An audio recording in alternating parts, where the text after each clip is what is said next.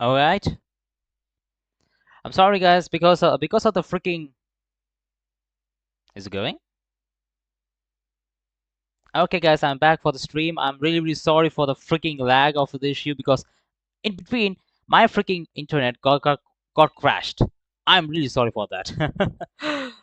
Okay, coming back to the topic of you know the anniversary thing. I don't know if it's really this one is really official, but turns out this one is actually might be happening because sometimes Central Leagues say some really weird stuff, but turns out most of them came true. Like for example, the Mega Evolution Pokemon from Legends CA. I even didn't even think about maybe there are some you know some opportunities of maybe getting some new Mega Evolution. I didn't even believe like Mega Electros, but turns out it was Mega Electros time. There was Mega Electros in the final game. So it might be the possibility, and as you can see, we see he says about Pokemon Day Out and Night Out. Throughout the whole year, the Pokemon Company International will host various events, including Day Out and Night Out experiences, specially designed to give an interactiveness to the fellow trainers and immersive ways. Day Out events will feature family-friendly activities and programming. Family-friendly activities, I get it, but what is like programming? Okay, it's like they program like specific events of like a Pokemon events, like a freaking drama session or something. I don't know. And a night out, we can know what night out is. It's like a freaking fun surprises in the store for a long time. Fans who grew up with Pokemon and a night out party. Yes, many people we can see drunken all over the place. But I don't think they will allow that in the night out because there might be some kids in the Pokemon night out party as well. So more details on Pokemon Day Out and Night Out will be announced in the future. Yes, once I think they will these two will be announced on mostly they will announce this on you know on the freaking Pokemon Day on February 27th. So this is just a freaking leak about this whole interaction theme for theme-based theme for the grown-up fans, the newer fans. Yeah, I think this is the only thing about the Pokemon Anniversary thing that I can talk about that has leaked, and this might be coming really soon. And many people say that please be cool, please be cool, please be cool. That's dope as hell. Really look forward to this. Yes, I think so. I think so. I think they, if there is one in France, I will try to go there and try to live stream there. It will be really good. And if they have one in France, that would be really nice so that I can go there and try to visit myself. It might be mostly in Paris. They've not come to the place that I stay. If it's in Paris, I might go there. Okay, those are the things that I can talk about Pokemon Anniversary. And now let's talk about Gen 10 leaks. Why should I talk about Gen 10 leaks? Oh wow, guys, I have to. Okay, I'm just trying to record this for another YouTube video that I will have to post. Wait. Oh freaking hell! What the hell just happened to my freaking?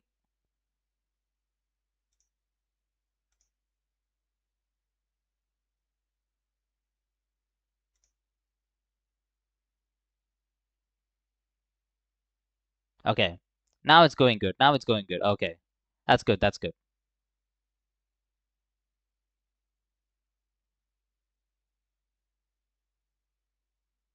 Okay, now it's back. Nice. Okay, okay. I was freaking scared. Okay, now it's freaking good. Nice. Okay, okay, guys, I'm back. And right now we are now on Gen 10 leaks. So far, many people thought like, oh, he knows all this freaking stuff about Gen 10. I'm gonna talk about every single thing. Nope. I'm a freaking new. I'm freaking new to this because I haven't looked any single leaks about Gen 10. The only thing that I know is freaking Pokemon Gen 10 code name is called Gaia, and also the Pokemon map about how the map looks like for Gen 10. That's the things that I have seen on Twitter, and many people talked about that.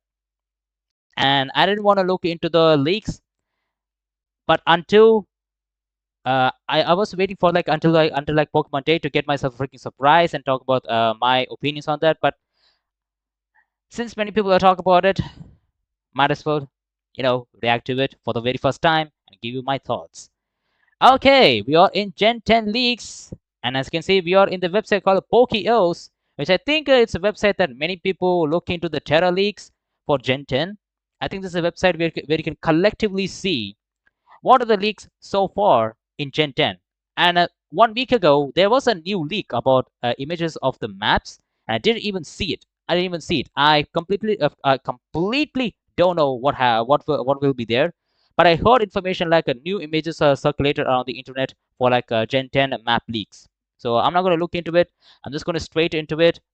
I'm just a newcomer of this whole, you know, this whole freaking Gen 10 leaks. So please don't try to spoil in the chat right now, guys. I'm really sorry. Okay, let's try to move on. All right, this is a spoilers continue session. Okay, let me just continue. The long-awaited Generation 10 Pokemon titles are reportedly to set release on second half of 2026.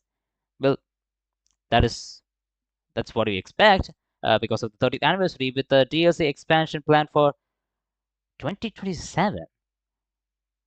After months of speculation, it now seems like the official titles will be named Pokemon Wave and Pokemon Wind. Huh. I know that I now it makes sense because of the regional map. Because in the regional map, guys, the regional map of the Pokemon Gen 10, the leaks, it looks like even in the freaking Generation 10 video that I posted. Let me just show you the video that I just posted. Let me just show you where is the freaking. Yep, there we go. In my YouTube channel. Actually, I think I posted this freaking YouTube video of me talking about what are the freaking Gen 10 ID what are the freaking Gen 10 ideas that will be revealed very soon, which was a really really old video, which I think I really really released it like yes, like where is it? Yeah, 9 months ago.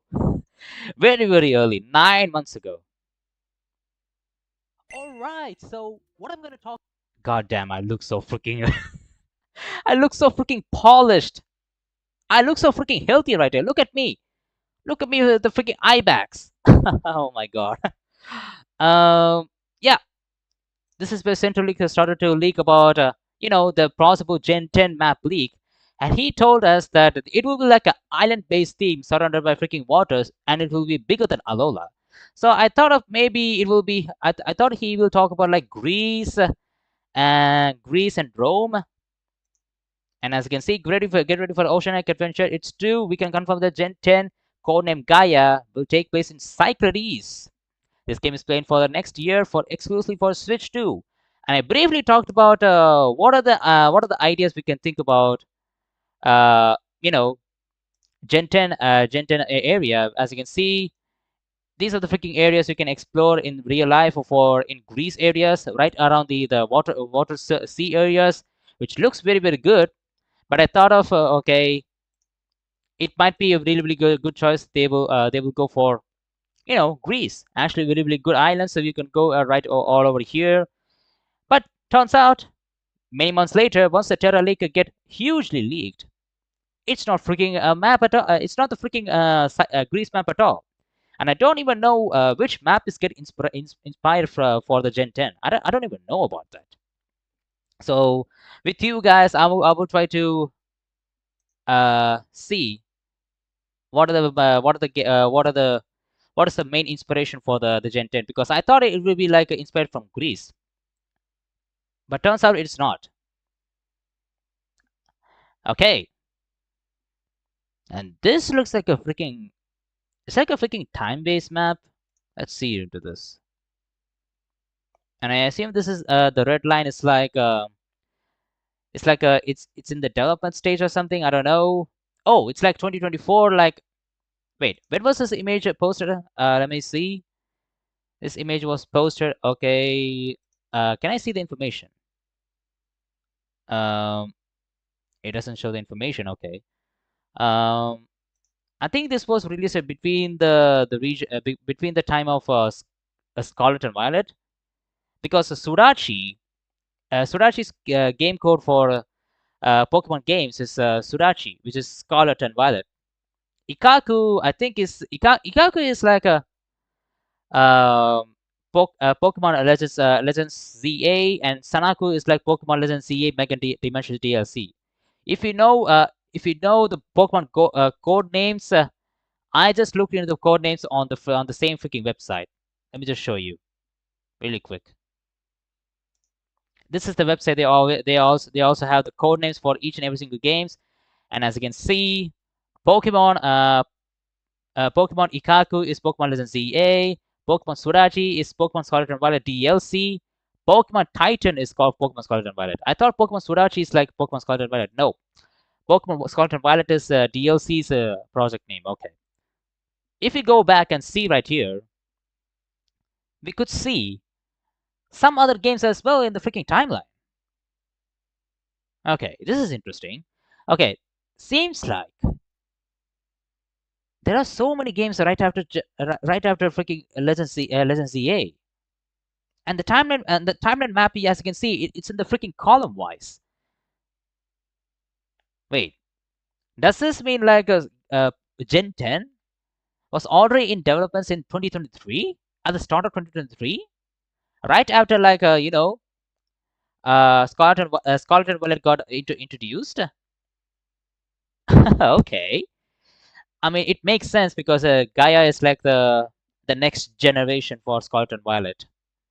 That makes sense. That makes sense. And many people say that it is working on the same engine where Pokemon Scarlet and Violet uses. And Gaia is the Gen 10 main, and also DLC releases on late 2026. And this game actually is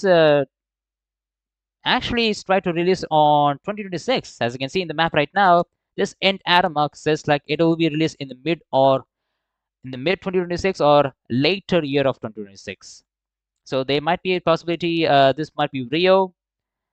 And after that, we see many projects. Ringo? What is Ringo? Ringo, it seems like, okay, what is Ringo? Where is Project Ringo? Oh, there's one Ringo.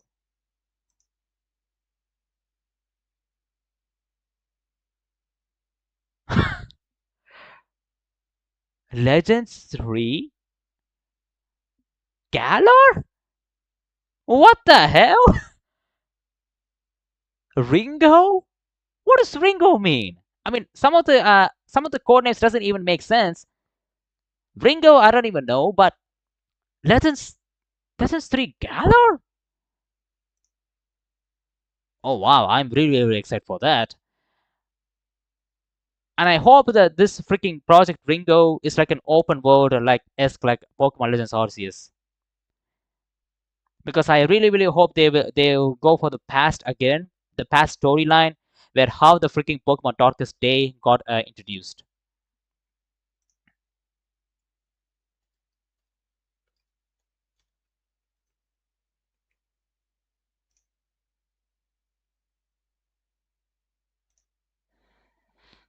Okay, let's continue to move on to the next projects.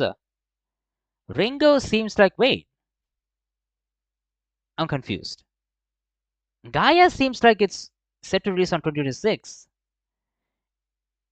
And it says that Project Ringo, it ends right here. And L3, what is L3? Is that a freaking L3? Ah, L3 is the same.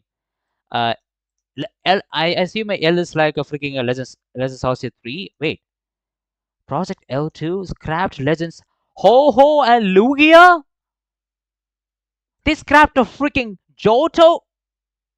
A Legends game?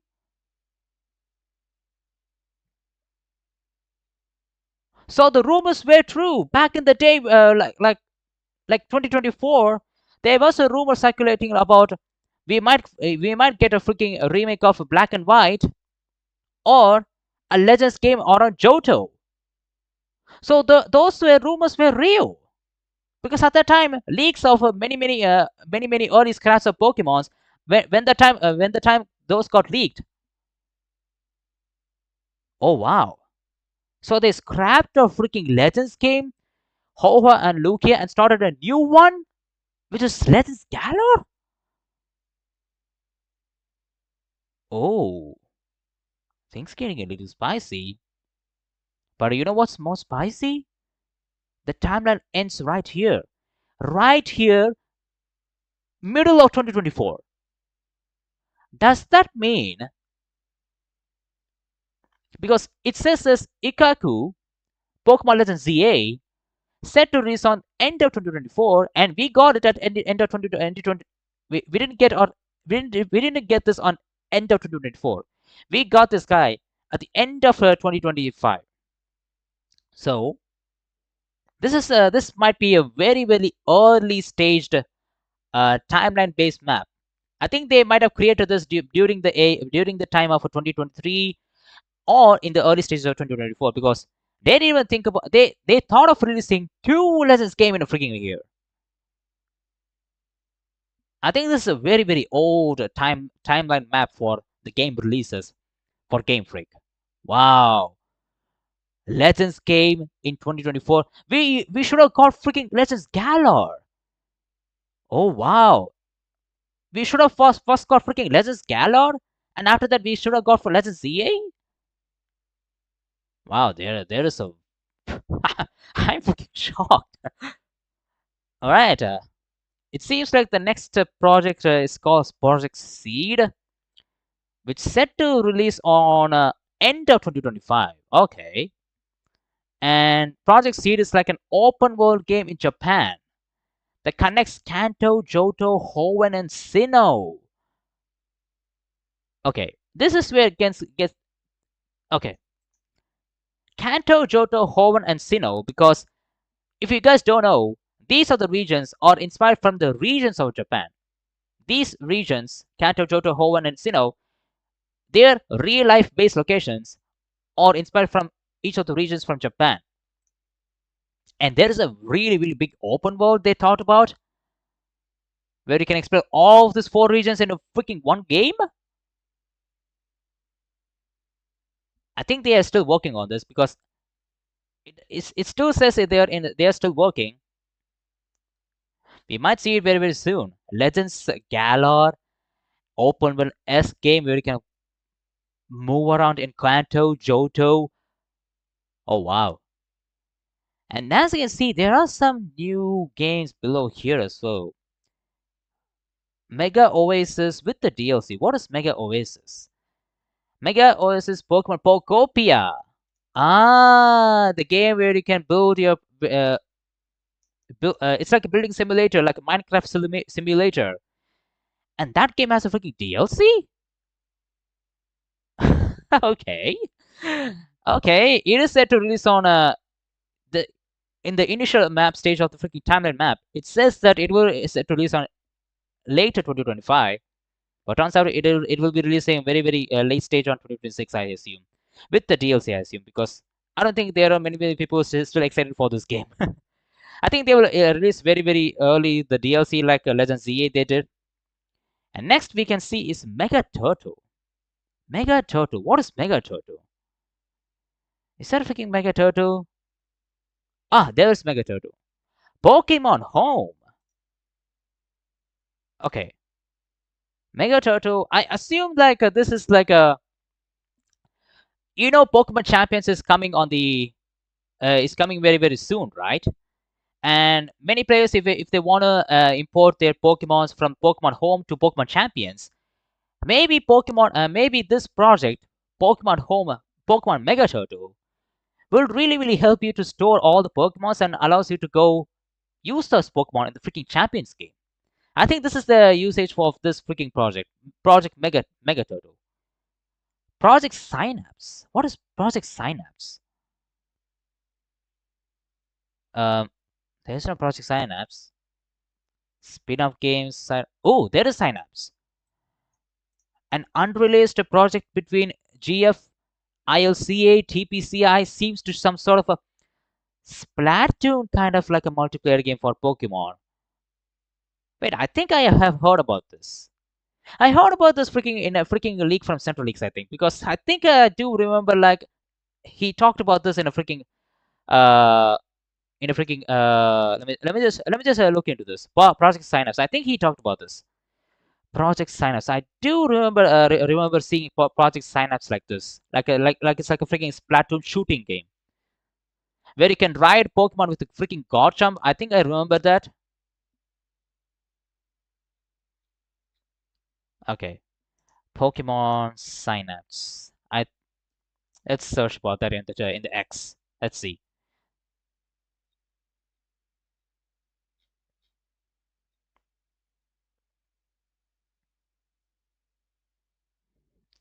Okay, we need a freaking Okay.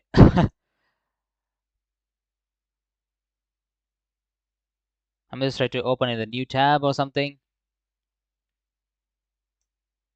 All right. So what I'm going to talk about right now is kind of old news. Okay, guys, let me just try to search in Pokemon Synapse. What is Pokemon Synapse? Because I do remember of seeing like a Pokemon Synapse. Oh, this is the one. Okay, update on Pokemon News Synapse Pyro League about 2 years ago. Okay, it's not the freaking thing that I was looking for. Ah, it's in the freaking same. It's in the same website. I didn't even see this. Okay, Pokemon Synapse Project Rodeo. Rodeo is a scrapped multiplayer game like Splatoon. All right, this is a section where we can go. Okay, the Rodeo region, Forest Island, Flame Island, Ice Island, Ruins Island, Jungle Island. Okay, seems like this is a new region where you can explore, where you can play with a multiplayer game. This project was planned out conceptualized in 2020, set in Rodeo region. It featured Berserk Pokemon, rideable Pokemon. Because I do remember there's a screenshot of I still do remember of seeing a screenshot of a leak where we can ride the freaking Garchomp on its freaking head. Like the Garchomp literally carries us, our avatar, in the freaking head. The game was designed with a gameplay elements similar to Splatoon. And let's see if we can pump it. Yes, Central Leaks talked about this. Central Leaks talked about this. Caused by Berserk Pokemons, enhanced abilities and behavior, carving mechanic implemented. And as you can see, there is a screenshot of the freaking Garchomp. Yes, yes, this is the thing that I was talking about. Yes, this is the same thing. And they are using the freaking, are they using the freaking same models for Pokemon Go characters? Because I do feel like these are the same characters you can pump into Pokemon Go. Are they not? Hey, Boture, welcome to the chat, everybody. All right, Boture is watching the stream on Twitch. I don't see your chat. I didn't see your chat. I don't see your chat. I'm really sorry. I am finally home. Hey, welcome to the stream, man. We are really on the spot. Right now, we are now talking about the projects that are you know leaked in the freaking Terra leaks of Gen 10, and we are now talking about Project Synapse. Because in the Project Synapse, I do vaguely remember like months ago, like a freaking Garchomp, a freaking with a freaking Garchomp riding a Pokemon trainer, and I didn't even know it was freaking Pokemon Synapse. Held multi items, experience a new dimension of battling with evolved held items, customizable create your Pokemon. Okay, okay, these are the things you can compare to these. Playable Pokemon was Beware. Okay, these are the playable Pokemons. Okay, Beware, Charizard. Charizard will be really good. my my favorite starter, Samra, can be ride as well. Oh wow, the Who, Synapse. Yes, I talk about the project Synapse. If you don't know what I'm talking about, Synapse is a scrapped Pokemon game where it is like a freaking Splatoon like game. You can play with multiplayers. It's a freaking multiplayer game where you can talk to where you can play with the players and throw some many Splatoons in your freaking faces with by riding your Pokemons in each and different islands. And as you can see, these were the freaking you know these were the freaking playable Pokemons like Blastoise, Electivire, Magnuson. Oh, Magnuson will be really good because it's freaking levitating and also moves very fast. Decidueye, Rillaboom. Oh, Rillaboom? Seriously?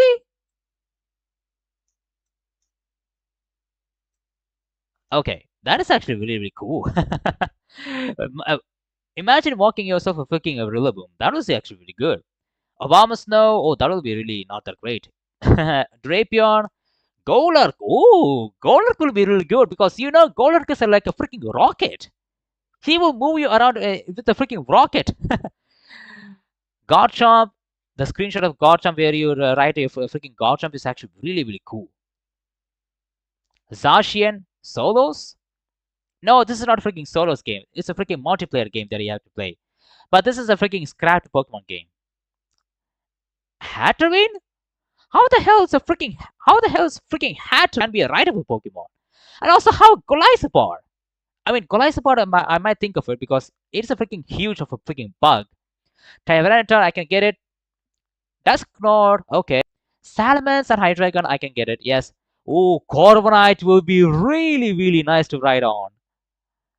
Man, imagine if we get a let's go game with all the freaking Pokemon. I would really love to play. I would really love to ride the Pokemon with Corviknight, like the Pokemon of Corviknight, Samurott, Magnezone. Heck yeah, even Golisopod. Entei, Suicune, and Raikou. Okay, these might really make sense. Wait, the stream lags? The stream lags? Oh, freaking hell. It's because of the freaking internet that I have. It was going smooth. Oh, no. Please don't flop right now, internet. Please. Okay, so far it's going good. Okay, in the OBS. Oh, yeah. Okay, it's now in the yellow zone. Because my internet, for some reason in this time, it's so freaking low. Okay, now it's going great. Now it's going great. Okay. I am back. And also, yes, the legendary dog beast really works right here because they also feels like a freaking rideable Pokemon. Type No. Type No is interesting. Ho-Ho, Zacian, and Samacenta. Yes, the doggos is right over here. And they have the plans of having these Pokemon as a riding Pokemon. Oh, it's not Type No, it's still Valley. But why they have Type No right here? That's freaking weird. Okay, some of the concept arts. Okay. And I guess this is like the islands where you can hop on into to play the multiplayer game. Okay, right now? Okay, it's okay for you. It's okay for you as well. Okay, that's good. With the images that you see in the screen right now, what kind of a freaking Pokemon game that it will be if it's a freaking... Ooh, look at this freaking screenshot. I know this is a freaking this is a freaking concept art, but you can see a freaking... Is that a freaking Commo-O? And this one looks like a freaking Haxorus. It looks a freaking Commo-O. Alright. And I guess this is the same area in the night area. And what is that freaking Pokemon that I see right here? Is that a freaking Pokemon? I don't see like that, but it's a freaking concept art. And this is the same tree in the night and the early time, and that was in the night time. Okay, those are the leaks that I can see for this craft multiplayer game. Oh, interesting. I never thought this was a freaking multiplayer game. But the only thing that I heard about is a freaking, like a Splatoon kind of game, with rideable Pokemon. That's the only thing that I heard about freaking Pokemon Synax, which I think this was released very early. Yeah, October 2024. Very early. Okay, those are the things that I can talk about these Pokemon projects. Let's close this right over here. Also, some of my friends told me like, if you want to go inside the website and you want to go see all the things from the first, They suggested me to go to the from the last and don't want to see the new images. As you can see, I see a freaking new tab at the bottom, at the very bottom, and I don't want to see that. And they suggested me to go way at the last. So let's go way last, because that's where we can go up gradually, where I can catch myself with the leaks, because I haven't looked into leaks at all. This is my first time looking into the leaks. All right, let's go. I am at the last. All right, this is the starting of the starting of the leaks. Okay, okay. Let's see in the chat right now. Okay, now low kicks. Low kicks is actually really really small Pokemon. How do you write that Pokemon? Okay, we are now in the starting of the leaks, the very very beginning of Pokemon Gaia. What might be the names of two versions? Gaia K Kaze, Wind, and is like a Nami Wave. Alright, this one makes sense, because if you guys don't know, the Japanese names for these is Kaze Wind, Nami Wave, yes, and this is also confirmed. This is just a theory that could work, and Ku is like a freaking it's like a leaker, it's like a freaking Pokemon leaker, which I think he was very very active during the leaks of during the October 2024 leaks for the Mega Evolution scrapped Mega Evolutions for Gen 6. He was really active on that, and also he was really really helpful for Central Leaks as well. And we don't want to talk about Central Leaks because he's a freaking nice dude. And he talks about that. I love this theory.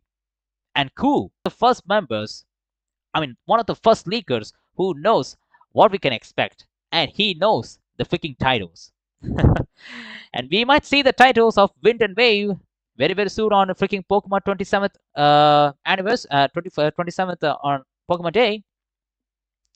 Wait, 339 subscribers. Hey, plus one subscriber right now. Thank you so much, everybody.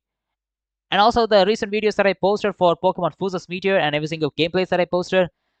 Thank you so much for the so much effort for you guys. Okay, I don't want to talk about that right now. I just talk about the leaks right here. Okay, the leaks. Let me just try to move the chat right over here for me to see. There we go. Okay. Okay, this is like a freaking huge. What the hell is this? Early Terra leak information. Okay, this was released on September to October 2025. Okay, the leak reveals like information about Gen 10 Pokemon, codename Gaia, two versions K and M. And the information derived from the recent screenshot of Game Freak's product list. What could Gaia will be? Interesting points from the meeting in Pokemon Horizons about Rakwa, the paradise. Oh, it's like taking reference from the freaking Horizons anime. Yes, I did watch Pokemon Horizons anime, and I thought the anime was really, really good. Like in the freaking final arcs of the freaking season 1, I thought most of the parts were really good. And at the last stage of the Pokemon anime, they go to the freaking Eden area of Eden Area 0 in Paldia, and they go to this area called Paradise, which is called Requiem in Japanese, and it translates as freaking paradise, which gives clues about Gaia and Gen 10. Okay. Game Freak really emphasizes that Rakuya shouldn't be linked to the island store to overlap with the next project.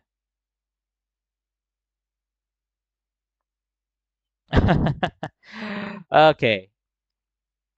Seems like this is a freaking huge this is like a freaking huge thinking about what is the whole project.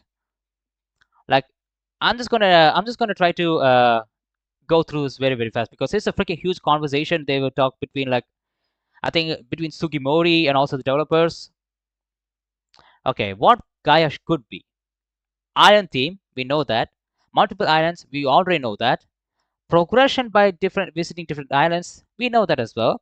Each island has distinct environments with Pokemon adapted to them.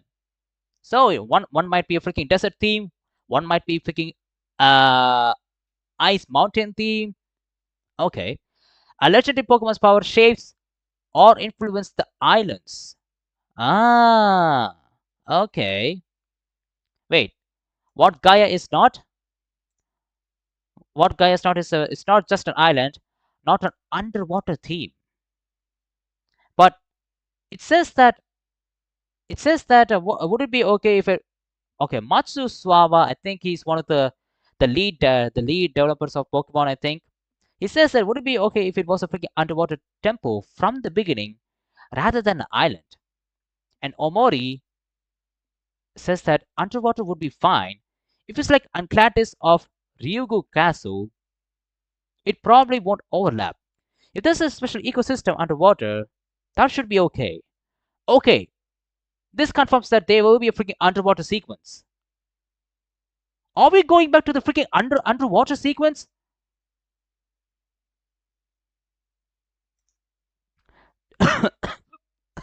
Total where? What do you mean total?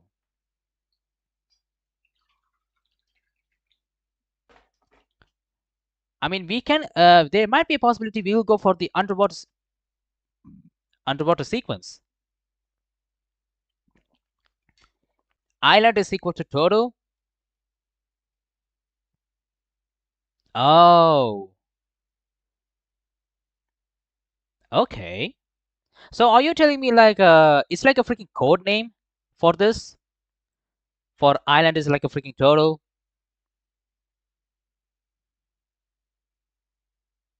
Okay, seems like they only talk about this whole freaking area. Like if it's just a freaking island, we debated that before in Pokemon Sun and Moon.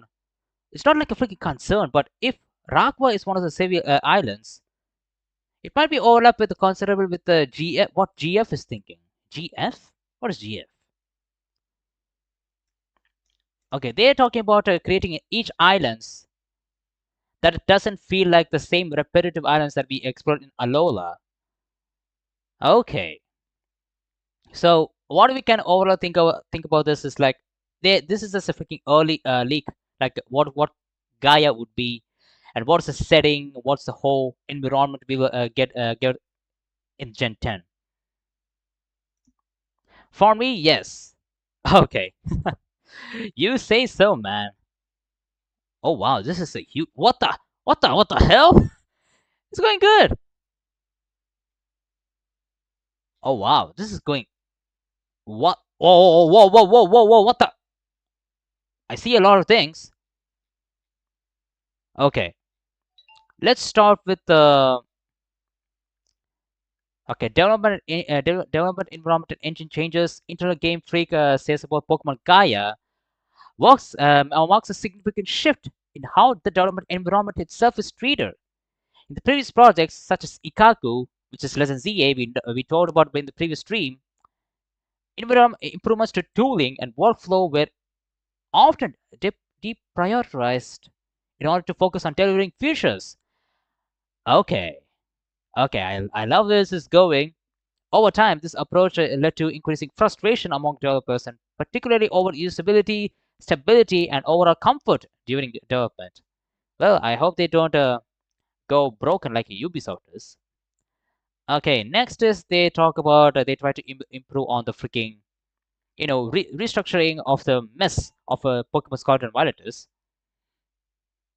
I think they only talk about how do we develop the environment because it's a freaking open world where you can hop into different islands. All right, seems very good. According to the latest leaks, Pokemon Wind and Wave is reportedly being developed with a budget of 3 billion yen, approximately 12 million USD. Okay, how much is freaking Scarlet and Violet? Wait, ah, freaking hell. How much is freaking Scarlet and Violet? Scarlet and Violet, uh, making budget. How much Scarlet and Violet making budget was? Scarlet and Violet cost around 3. Wait,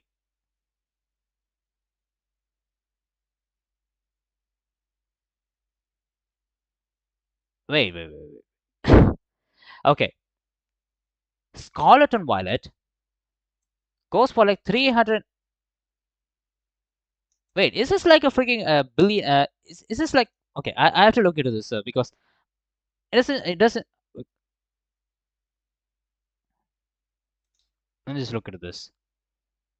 Scald. Okay, the budget for Sword and Shield is like 2,400, which I. Okay, I assume this. I assume that this is like the freaking Japanese yen. Yes, you can view the below in the terms of Japanese yen. Okay, okay, okay.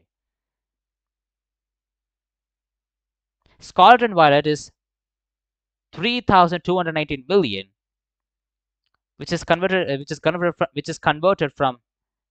Japanese yen million. Okay, okay. Pokemon Legends CE costs 2,000 million, which is around like a 200 million or something in the US dollars. And Gen 10 is like 3 million. Early estimate. This is early estimate. Early estimate is 3 million. And Scarlet and Violet final product plus DLC goes for like 4,000 million yen. And Pokemon Generation 10 is already 3 million. It's just only like 200 million minus from the freaking and this is just a freaking early estimate. It might even go for like freaking 4,000 million yen. This is just a freaking early. This is the freaking early. I think this is one of the expensive games Game Freak has ever developed. I think around 3 million, approximately 20 million USD, making it one of the most expensive mainland games project to date. Yes, indeed. Wow. Wow. Okay. Okay, let's go to the next sessions. World structure. The map appears to be divided into macro zones with the W prefix likely to be the world or world area. Okay, where is the freaking photos? I don't see any photos of the freaking map. Is there freaking photos of the map? Oh, I accidentally saw the guy. Okay, there seems like there is no freaking map area, but we can assume there is a freaking map on an island. Let's think about it, okay? Okay, we have like... Okay, I can do something.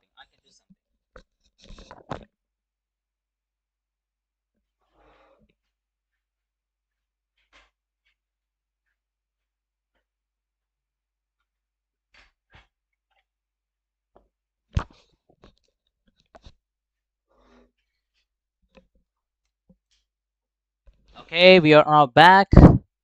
I think this one is okay for you guys to showcase you the whatever I try to write over here. Okay, let me just go to the camera session and try to you know turn this camera because I turn on this camera in the mirror session in the mirror shot. I'm just try to move this into the freaking original one. There we go. It feels so freaking weird. Okay, okay, it's going good. All right. Okay, seems like it says W00 capital city code name referred internally as capital city, not necessarily the final in game. All right. These I think these were really released on the early 2025 leaks. I think so. Likely the main hub or starting city. Okay. Let's. I think we can go for capital city. Let's see. Uh, capital city island number one. Island number one. Okay. I just put it like this. Capital city island number one. All right. Let's see. Major urban area. W01 contains a large number of identifiable assets strongly fully developed city, including um, Poke Center, Pokemart, harbor elements, bridges, gazebos, and plazas.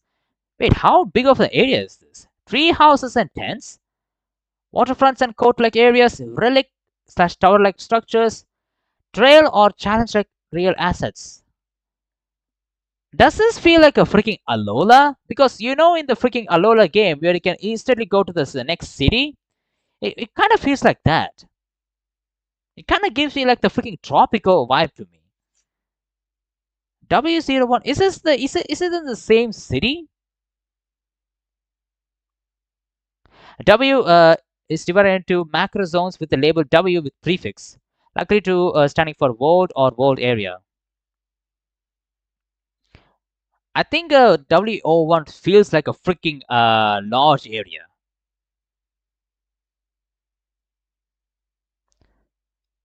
Okay.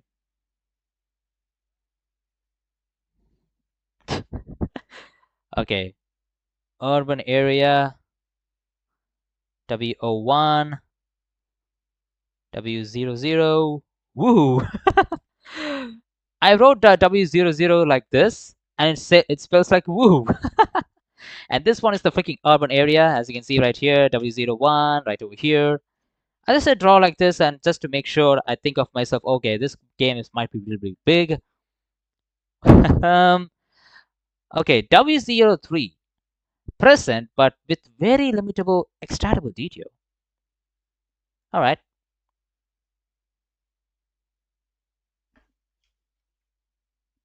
Really, really good.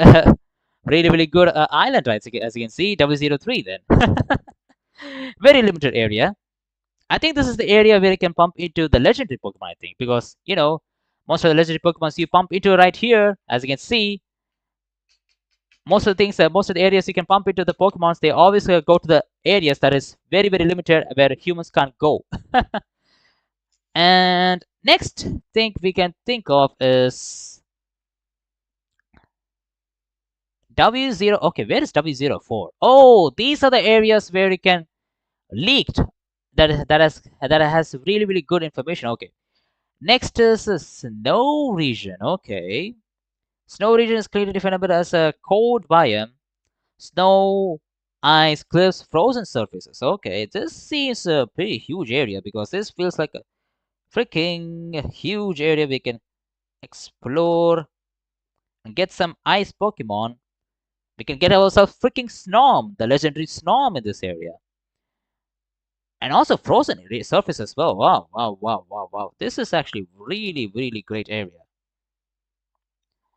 Also, if this game takes place in a area where you can pump into icebergs, where it doesn't say any icebergs, but it says cliffs, and we might see ice cliffs, which similar to freaking icebergs, frozen surface as well. And I think this is one of the largest areas. I think this is my freaking interpretation, and those are the things that you see. It might be freaking cliffs, and this book, it looks like a freaking potato. Yes, it does feel like a freaking potato, but it's not a freaking potato, guys. It's a freaking island where you can see the snowflakes and the cliffs right around the edges of the freaking island with the mountains inside. All right, next is volcanic region W08. How many freaking areas is this? Volcanic region. All right, do you want a volcanic region? Okay. Do you want the freaking volcanic region, everybody? Let's get the red pen. Okay. Whoop, whoop, whoop, whoop, whoop, whoop, whoop, whoop, whoop, whoop. Everybody? W08, which I think is might be near to W06 and W06 and W03, because I think because W03 is one of the areas where you can pump into like a wait. I think W03 will be like in the middle. I think, or W03 might be like a freaking underwater island. It might be a freaking underwater island. It might be. It might be a freaking underwater island. It might be. W12 exists, but with limited data available. Okay, these datas where you can get the W03 and W012, it might be a possibility these islands might be underwater islands, like W03 and W012. Okay, W50, composite and special zone. W50 is the most unusual and ambiguous. References multiple biomes types, appears less geographically coherent, possibly a late game special or experimental zones. Oh, could function as a transmission area, test map, or endgame region. Okay. And also, there's also says that taken together, these respiratory summaries the strongest suggestion that Generation 10 Project Gaia is built around biomes rather than linear routes. Oh, so there's no routes. Oh, so each and every single islands that you try to explore, these are the freaking areas like freaking routes. Like if you want to go to a different biome, for example, go to the volcanic area, you go to the volcanic area. It's like freaking Pokemon Legends Arceus, where you go to different biomes. There is no freaking route. You go to the different areas, try to catch Pokemons, and come back to the same area. Report whatever Pokemons you caught in the area. It's like freaking Legends Arceus. I think it's like I think it will be much better than freaking Legends Arceus. But I think this game will really helps you on have a clear way of where you start and where you end. And this is a freaking island-based games, and I'm really freaking really freaking excited of how the hell this game will satisfy with different islands like these. There might be underwater islands as well, because this game nearly confirms like there will be underwater exploration with so much water around the area.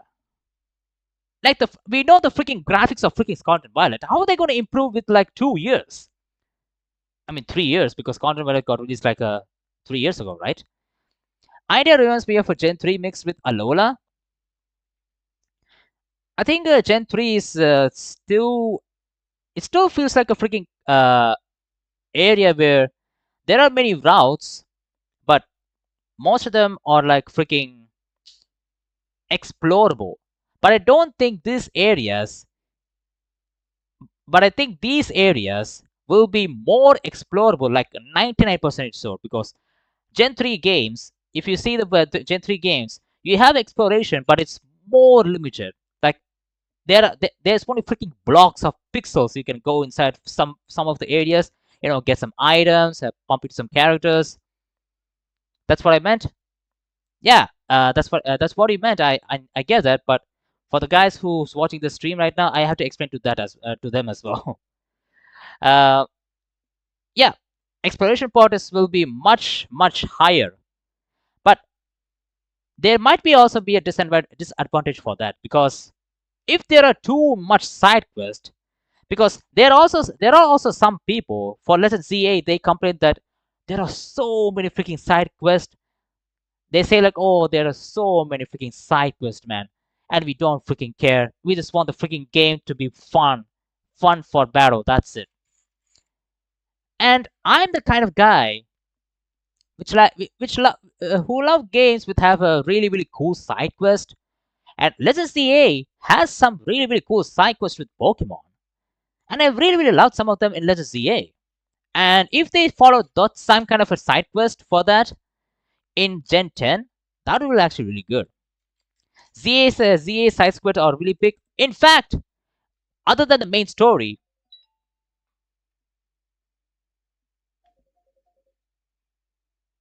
Okay, guys, can you wait for a bit, because my mom is calling a little bit. I'm just trying to tell her that I'm on the stream.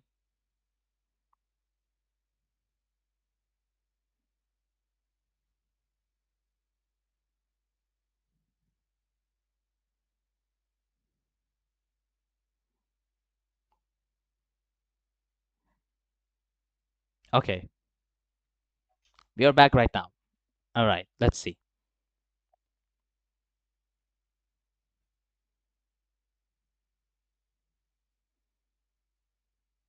All right. Okay, this game might be really peak on the side quest if they follow the freaking same method for freaking Legends ZA. If they follow the freaking same pattern of the side quest for like freaking Scarlet Violet, I will be so freaking pissed, because Scarlet Violet side quest, it's okay. The only thing that I can really like about Scarlet Violet is the freaking DLC. I freaking love Pokemon Scarlet Violet's DLC, because the story, the character arcs for Kieran, Carmine, the Blueberry Academy, Every single thing was really, really good except for the freaking Terrapagos battle, because the Terrapagos battle was freaking lackluster.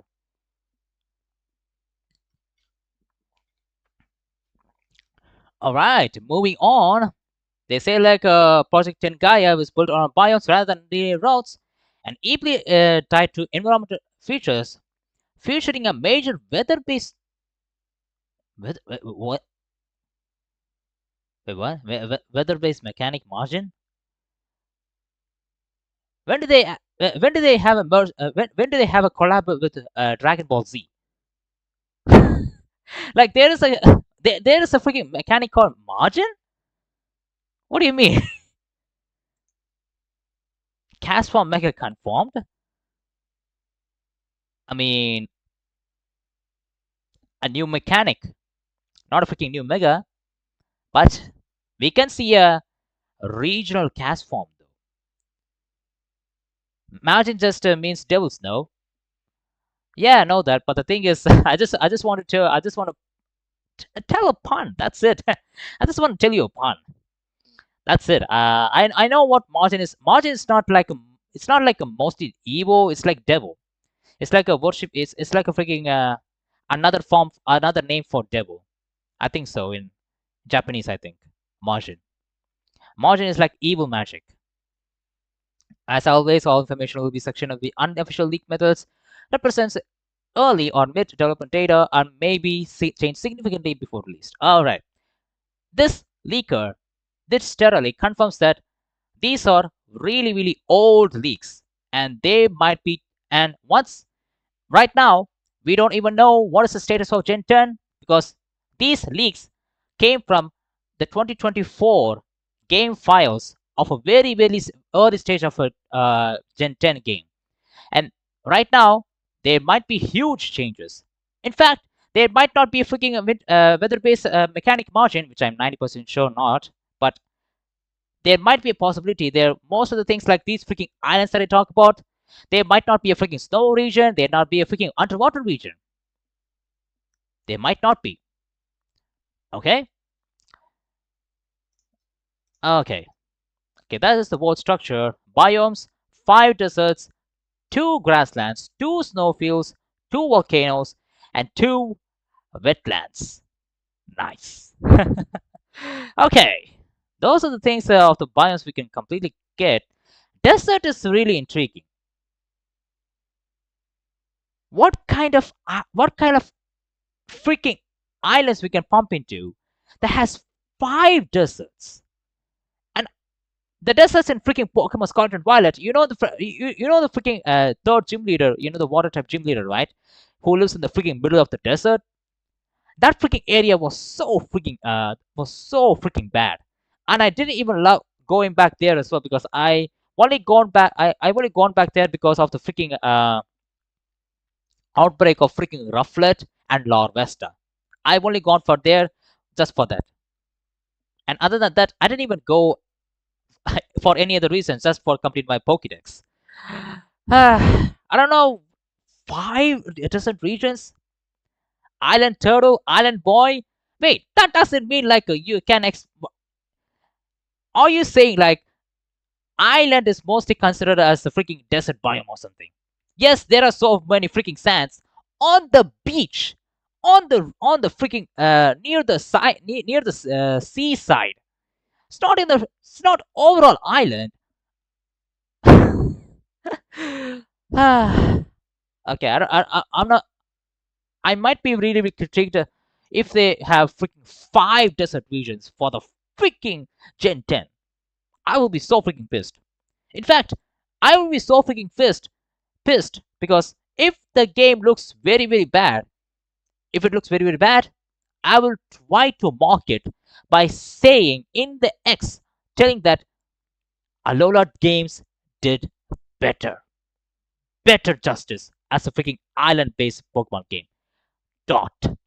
If it was bad. If it's good, I'll be silent. Silent as a freaking Buddha. Canonically, canonically we would be an island boy in this. Yes. Nushi. Okay, guys, I think it's time for us to go to the new things because I think this is that these are the these are the new things we can see right now.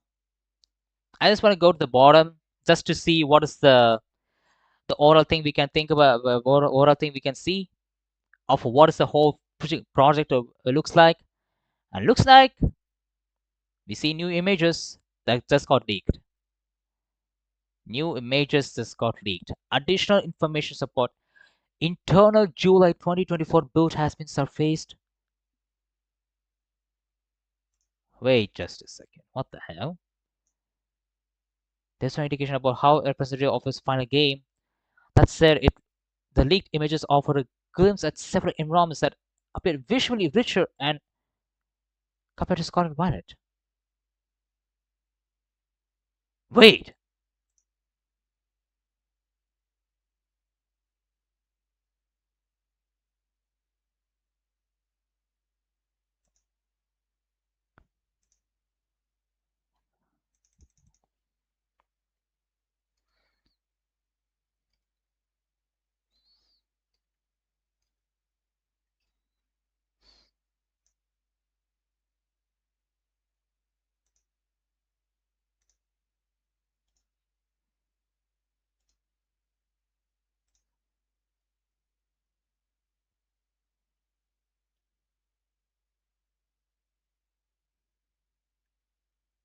This is the area, the desert area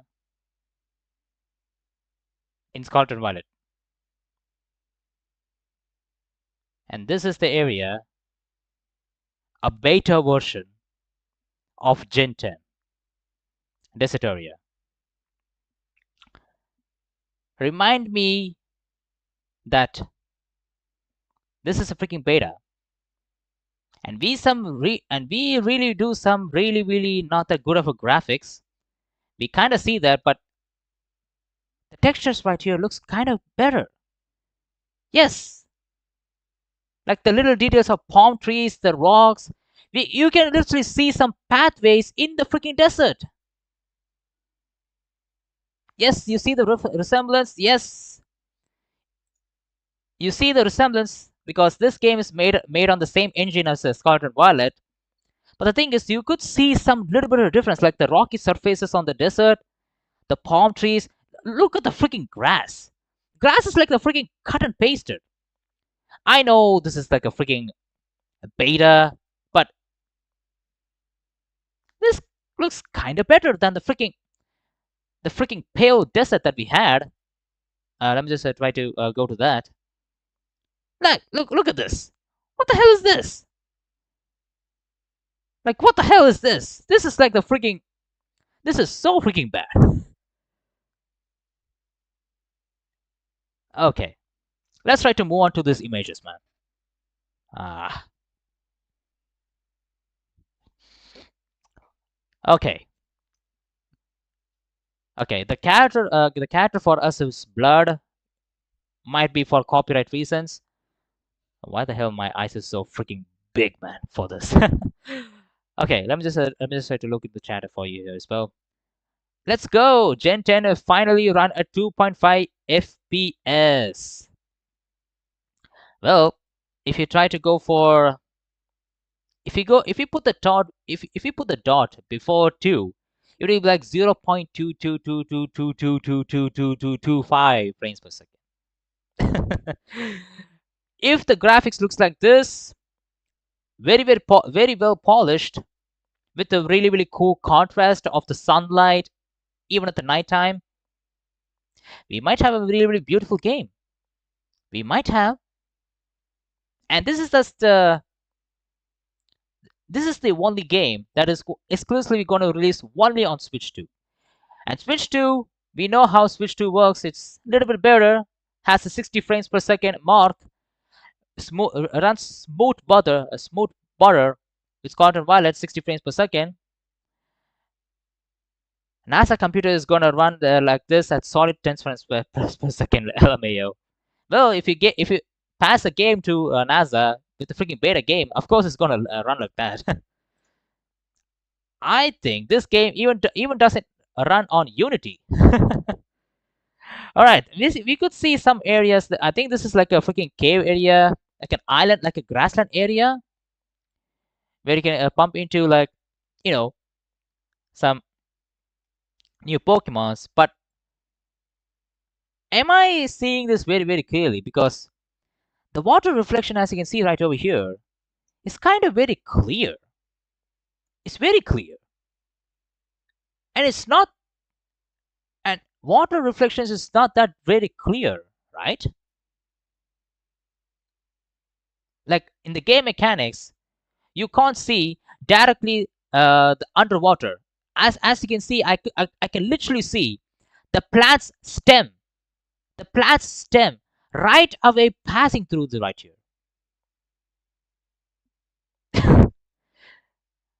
Like, I know this is a freaking beta, but we can't believe Pokemon. We know what they did to Scarlet and Violet, and we know what they're capable of. We still see the freaking stem inside the water. Like, you can't see this in the freaking island area with the freaking sunlight in your freaking face. And the cave and the shadows inside the cave looks okay, but I can still see some really high reflections right over here. Bro's analyzing the water. Yo, the plant looks like looks like a plant. No way. I'm really shocked that this looks like a freaking fan-made image. All right, let's go to the next images. All right, we are in the world of Disney. We are in the world of Lion King. As you can see, this is where Simba nearly got eaten by the freaking hyenas, and this is the tree. This is the tree where, you know, the baboon sits there and eats the freaking papayas. We are in the world of Lion King, everybody. Okay, seems like this is an okay area. We can see some of the trees. The trees looks okay. The design of the trees is okay. Oh wow. Oh, okay. Okay. Not gonna lie, the the cave details with the sunlight is actually pretty good for a freaking beta image. Wow, it is actually really good. Like the freaking intriguing detail of the freaking like the sharpness of each stones inside the freaking cave with the freaking sunlight. It's actually really good. Nintendo sent Artix to the Shadow Realm. Why? Why you curse me? Do you want me to suffer? Well, this is actually a really cool area.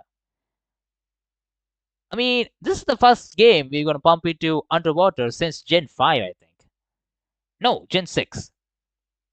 After Gen 6, we didn't even bump into the underwater scenario until Gen 10. So this is gonna feel very, very different when once we bump into the underwater sequences. Okay. What we try to see right here? Game Freak. What is this?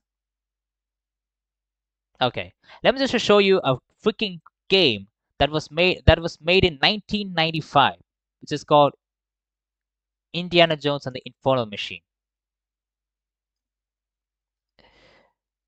Infernal Machine Ice Stage.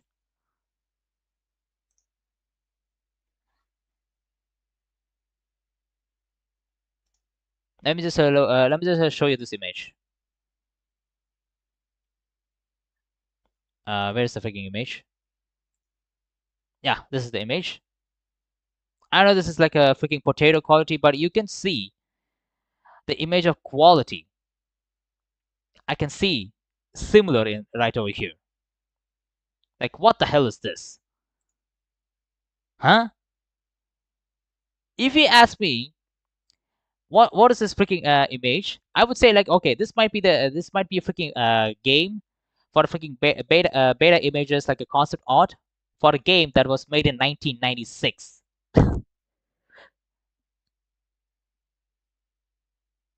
There is no freaking there's no freaking there's no freaking betterment I could see. Uh, Even the freaking snowflakes, the icicle looks very very bad. What the hell is this?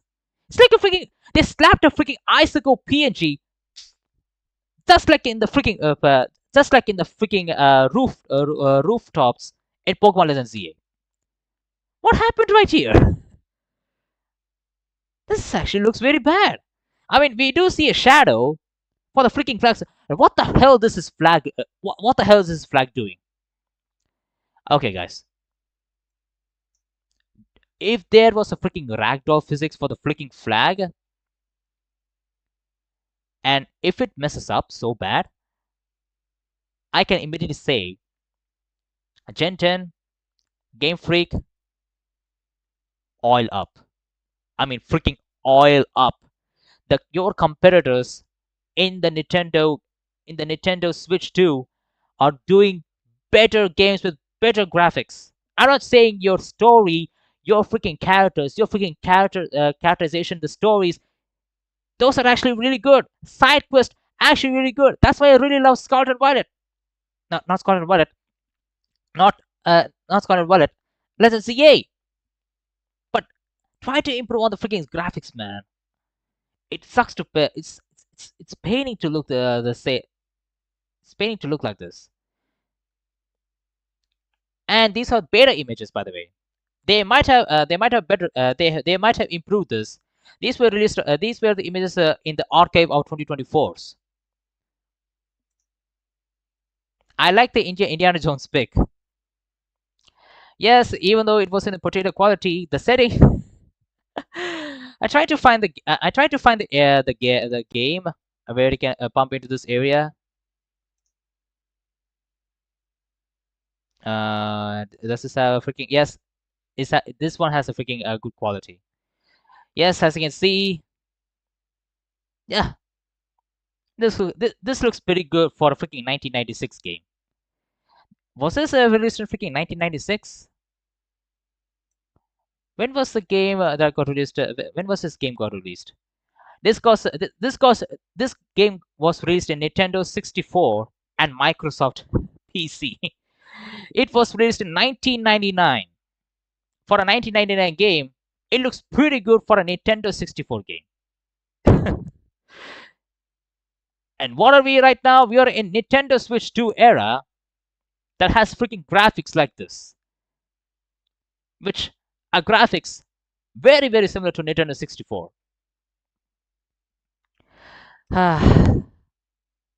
Okay, the trees are right over here are actually really good. I think in the screenshot in the desert looks very very bad from this angle. It looks like a freaking like a cut and paste image for the freaking tree. But here it looks very very natural. I don't know what is this building. Kind of looks like the freaking. It kind of looks like a freaking the Quasartico building. And it kind of looks like a freaking Quasartico building modified. Give me my potato quality back. Hey, search for Indiana Jones Infernal Machine in the Google search, and you can download the image for yourself. All right. Oh. Okay. Okay. By the way, guys who are watching this stream right now, I'm just joking. I'm not trying to mock a Game Freak or anything. I'm just mocking. I also say some truth in between, and it's your job to find out. If you're a freaking long time viewer of me, you know my jokes, and you should know what are the jokes from my mouth and what are the real things that comes from my mouth. All right, let's continue seeing this image. Okay. It looks like this one looks like a freaking. Is this a freaking tree or a freaking house? You know there are some tree houses, right? Where it has a freaking the model of the freaking tree house, which is made by. You know what this? You know what this reminds me of? No, not this one. You know what this reminds me of? Dragon Ball. Capsule Corp. The Capsule Corp City. Yeah, this is the one. This is what reminds me of the freaking oval shaped houses. It kind of reminds me of that, and the whole city of a Dragon Ball. Whole city of Dragon Balls. We see freaking Dragon Balls a city. We are looking into Dragon Ball's universe in Pokemon Gen 10. It's actually insane.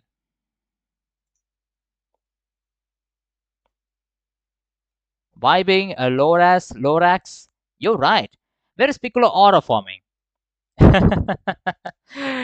Where is Piccolo auto forming? He might be. He might go for the freaking auto forming tournament with Jinwoo. He might have party with Jinwoo and Gohan. He might go here. He might have gone there.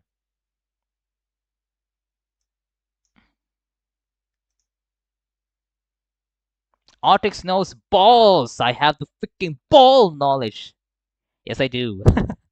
Okay. I'm looking into this area. What is this symbol? It looks like a freaking baseball area where you can play baseball. And I assume these freaking potato quality beta images. I assume these are freaking cars. And I assume this is the main city we will go. And there's freaking towers. And I assume these are some of the main buildings. And I freaking hope that these freaking buildings we can go inside and interact with the NPCs. Because there are so many freaking buildings in Scarlet and Violet and in Legends CA where there are so many buildings that you can go inside.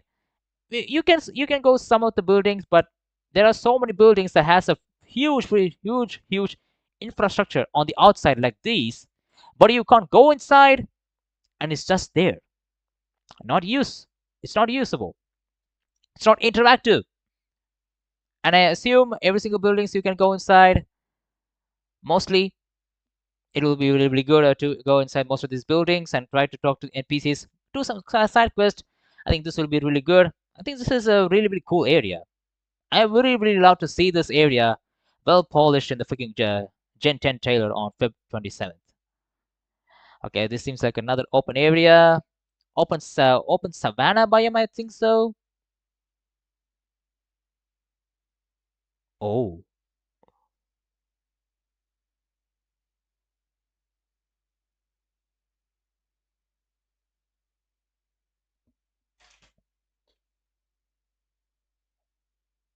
Okay. I am not that half bad. You know this map that I drew right now, right? This is the same freaking map, like 70 percentage. If I turn this map upside down, as you can see, in the island 5 is like the snow biome.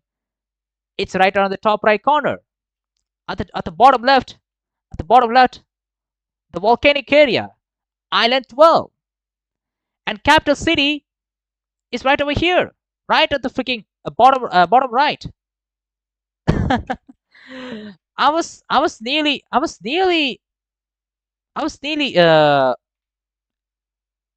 done the map by myself just with the concept art.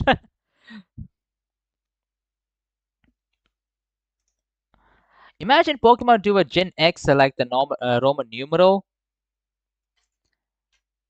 I don't think that they ever done the freaking Gen X. Would be really cool, but I don't think they would do, because I don't think they have ever used the freaking Roman numerals in any of their freaking uh the past generations. I don't think they ever used the freaking Roman numerals ever did in any of the any of the game announcements. Whatever you to tell yourself, Ortex. Well, I can try to pat myself.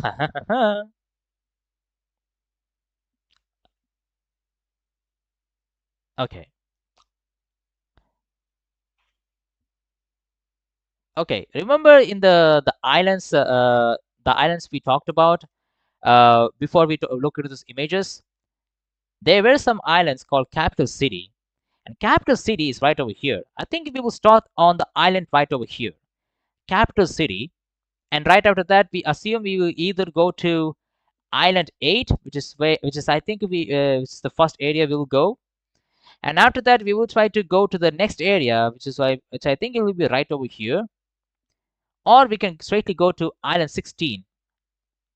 Right after we complete Island 8, we go to Island 16, or we go to Island 1 automatically through like surfing or taking a boat for for the first stage.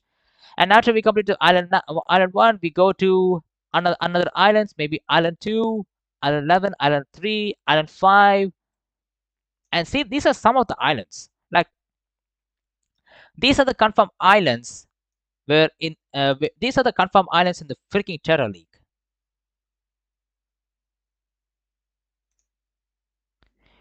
Did you have class today? Ah, yes, I did.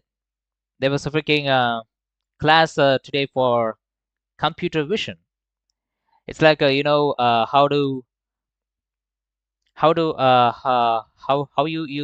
implicate AI through humans through human communication.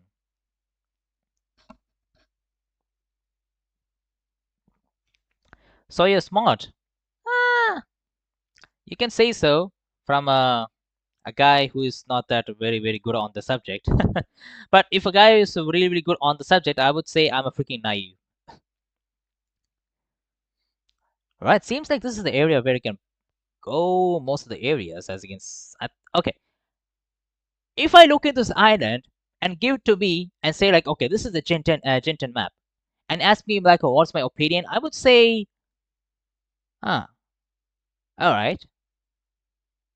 I would immediately ask, is this freaking region has amazing underwater area to explore? Because it's a freaking archipelago. It's a freaking archipelago freaking setting. It's a freaking archipelago freaking setting and so much freaking water. Yes, I'm waiting for the freaking IGN comment right now. Too much water. Yes, there are too much water, and there should be too much underwater exploration. There should be. Looks like a scorpion tail bottom half. Um, the bottom half. Ah, yes, I could see that. I could see it's like a freaking scorpion tail.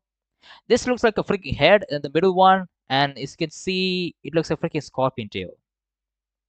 Oh, wait. Look at Island 5. Island 5 looks like a freaking dolphin. The dolphin's fin right at the bottom, right over here, and looks like this is the body of the freaking dolphin. It looks like freaking dolphin. Island 5. I think I will mostly go around Island 1 because Island 1 seems very big. And the next island I will go visit is either Island 12 or Capital City because Capital City looks very big, and some of the screenshots that they have in the city, if it's a really good area that I can explore, I will actually go there if they have really good side quest. Okay, those are the images. Oh, wait. Okay, it has volcano. Volcano is Island 1. Okay. Okay, in Island 1, this is like a freaking blurry image. I do see a freaking area where you can go inside the volcano. You could see a freaking pathway. And right below the volcano, you could see a little bit of an open area for maybe an area where you can,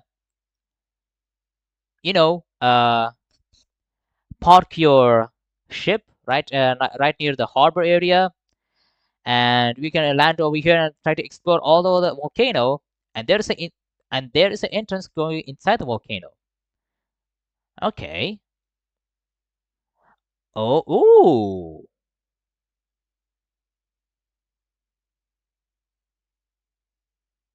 Okay. And I assume this is the character avatar that we're gonna play. and it's got freaking black because of the, it might be copyrighted. Potato quality, patch 67. Mudsdale. I mean, yes, Mudsdale is back, but I'm really surprised. Like, okay, if you take all of the image out, I think this one is Pokemon Center. Pokemon Center and Pokemon is aligned, similar to Pokemon Scarlet and Violet. Pokemon Scarlet and Violet, like it's a freaking Pokemon petrol bunk station. And right, I can see right here is that it's like a freaking restaurant. Like a Pokemon Center has become a freaking restaurant. As you can see, you could see some chairs and see some you could see some chairs and so many NPCs that looks very very similar. And we do have we do have table sets inside the freaking Pokemon Center. It might be a freaking uh, Pokemon Center Pokemon plus a freaking restaurant. Might be integrated with a restaurant. It kind of looks like that. It kind of looks like the freaking the motel areas. You will go to the motel and you have some food in the highways. It kind of looks like that. Okay, seems like this is I think this is one of the earliest Pokemon centers we will pump into in the city area. The area where you can go to Island 1, right? Not Island 1. In the capital city, you could see some area in Island 8.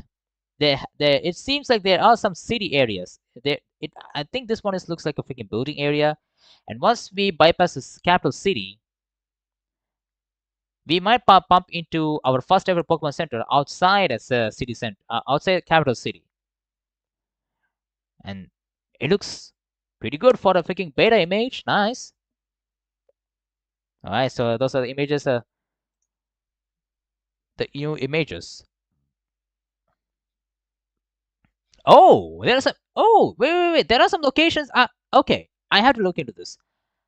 17 main islands, one inhabited island. Oh, there are 17 islands. Okay, and I assume like these are the sub islands where you can go inside here, like these islands below Island 9 and right next to Island 1 and 8. These are the islands they haven't explored or they don't have any information about that. And these are the islands that we have that has number, has some information, which I think I will read right now. Let's see. Uninhabited island, which I think this is the island. Volcanic cavern, uninhabited island field. All right. Why the hell it is named as an uninhabited island? Is this like a freaking island where you can only go there because of the freaking dangerous Pokemons right there? Based off this, what would you think the legendaries are like? Oh, that's actually a really cool idea. I think this might be my thoughts of having a legendary is like one representing the land and one representing the water. Yeah, similar as Groudon and Kyogre. Groudon and Kyogre. Uh, I don't know because I don't know which region because I don't know which region this islands are based off because I don't know. I have to look into the leaking.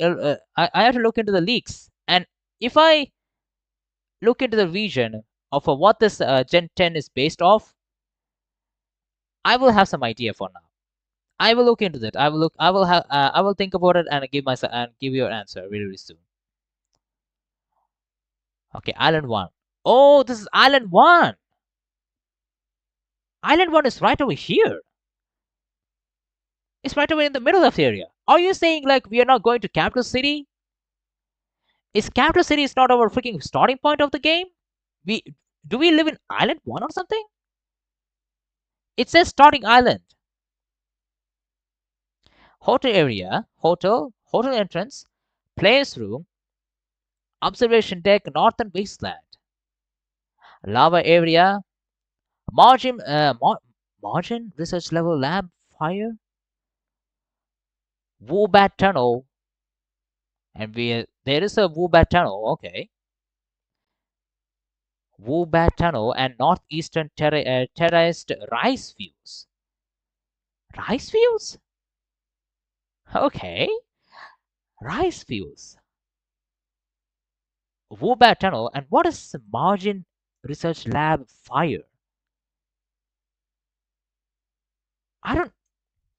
Margin is like I think margin is like the freaking the Titan based Pokemon, like in Pokemon Scarlet and Violet. Like there are like 5 Titan Pokemons in Pokemon Scarlet and Violet. I think it's the same thing where it's here is called margin, which I think margin is like the strongest version of uh the Pokemon species, like the Alolan Pokemons that has the totem Pokemons. The totem Pokemons. I think they might be similar to that. And this is called Margin Research Lab Fire. Okay. Ooh, first grass gym. Okay. Island 1 has a freaking grass gym. Southern Eastern Wetlands. Mangrove. Mangrove Forest? Oh! Buried ruins. Jagrock areas. Mount Symbol area. Mount Symbol. Okay. Is this freaking volcano is called Mount Symbol? I think so because it's in Island 1 and Island 1 has a freaking volcano. More assets, a Pokemon Center, Pokemon Mart, bridges, gas bows and plasmas. Okay, we know all this, and these are available in Island One. And then, and the freaking idea is in Island One, we don't see any freaking infrastructures, and I do see kind of a little bit of an infrastructure in this area, like in the bottom left. I do see a little bit. I do see a little bit of a white dots, but other than that, I don't see any like infrastructures, like a man-made infrastructures in this Island One. I don't see that. Okay, let's move on to Island 2. Poison swamp area, poison gym, lava area. Wait, I don't get it. Lava area, where's Island 2? Island 2 is right. Oh, wait. There is lava area. Okay. We do see a little bit of a lava area right over there. Alright, I see that. And it's a freaking poison themed gym will be right over there. And it has. Wait, don't tell me this game brings back freaking challenge based like in Sword and Shield, where you can have challenges in between of uh the, the gym trainer battles, where you put through in the gym battle. Before you go to the gym battle, you have gym challenges where you can imagine if there was a freaking gym challenge. It says that if you want to go to the gym leader, you have to bypass like 10 floors of lava. Like the floor is lava. It will be like that. That will be really, really good. Island 2 is based off poison swamps and poison of gym. Okay. Island 3, grasslands and anthill plains, anthill fields. Island 4 is an archipelago. Island 5 is snowy mountains. We know that. Snowy mountains summit to icicle snowfield, ice cave, drifting ice area, wasteland, marsh area, dam, power plant. Oh, wait. Why the hell do you have a freaking dam in a freaking ice area? Plus, I see the idea of having a power plant there, but why the hell a freaking dam? Don't your water get freaking freeze in the freaking in the ice area? Hello, Artix. Hey, welcome to the stream, Rescue Squad Club. Welcome to the stream, and we are now talking about the Gen 10 leaks and my opinions because this is my first time looking into the Gen 10 leaks, and I'm kind of really, really like okay, I'm I'm a freaking biased Pokemon fan who really only cares about the freaking the gameplay, the story, the repetitiveness, my love for freaking Pokemon. But here, I'm only looking into the leaks and thinking of myself a freaking idiot. Like some of the things that I look into right here, it feels like I'm looking into a freaking, you know, scrapped beta leaks. These might be real.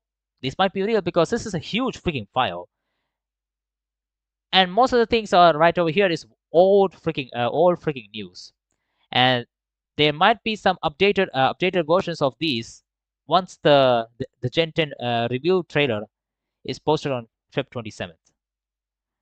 All right, moving on to Island 6. Sandy area, rocky area, flying gym. Okay, this one makes very sense. Where is Island 6?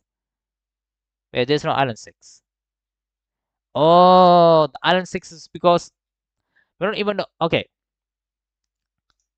since it's a freaking deserty area, I assume this one is Island 6. The one is the one below right over here because this looks like a freaking area where you can go.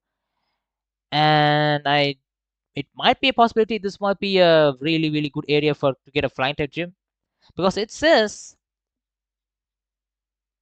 of a sandy area and it looks pretty sandy for me. It looks pretty sandy for me. Gen 10 will be a tough gen to win back the fan base. I mean, if you really think about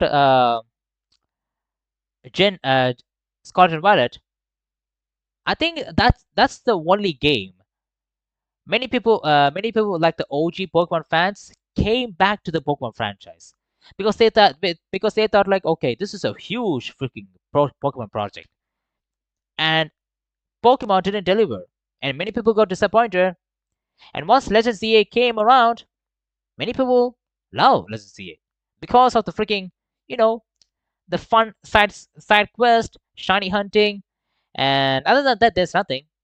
It's just a freaking okay game to play, other than freaking enjoyable shiny hunting and good storyline.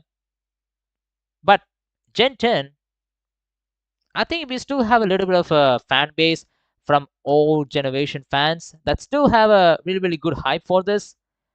But the same hypeness they had for freaking Scarlet and Violet, I don't think they can match with this one. Yes, I don't think they can match with this one because Scarlet and Violet hype was like at the freaking peak. I still remember to this day, like so many people on the YouTube, like so many freaking PokeTubers started to post like freaking ideas of, okay, this Pokemon Scarlet and Violet looks very cool, and they had many fan theories as well before in the game released. Like once the freaking reveal trailer was released with the freaking Koraidon Miraidon review, many people were so hyped. Like this is the freaking coolest thing past Gen 7. And it was a freaking Pokemon's peak time, I think. And if the gameplay reveal trailer, the graphics looks very cool, we might have a possibility. We might have a possibility. All right, as again, we try to move on from this. Gen 7, okay, Island 7, Rock Formation Island, Fighting Gem, Goro. Why do I feel like Goro? Okay, I don't know which region is based off this because I know this is a freaking area where it's a freaking archipelago area, but what I can try to imagine is because this is not based off Greece, because they debunked the leakers debunked that this is not based off Greece. But I don't know which region is got inspired from. I still don't know. I think in the leaks, if I try to go below, it might try to reveal me what's the inspiration for this region. I think I will look into this more. Okay, next is Island 8, capital city and jungle, group headquarters, Pokemon's. Wait, Pokemon Center headquarters? What do you mean Pokemon Center headquarters? I don't see it. Uh, okay, first of all, why the hell do you need Pokemon Center headquarters for the freaking Pokemon Center? Especially not all the out of all the freaking games, why the hell did you introduce a freaking headquarters freaking Pokemon Center? Is there a freaking purpose for that? Why the hell do you need Pokemon Center headquarters? Hmm. Intriguing. Tour company headquarters. Oh, I can easily see some kind of a side quest we can do with the tour company, because we will see some kind of a side quest where we can give tour guides to the foreigners, I think. Maybe in the side quest.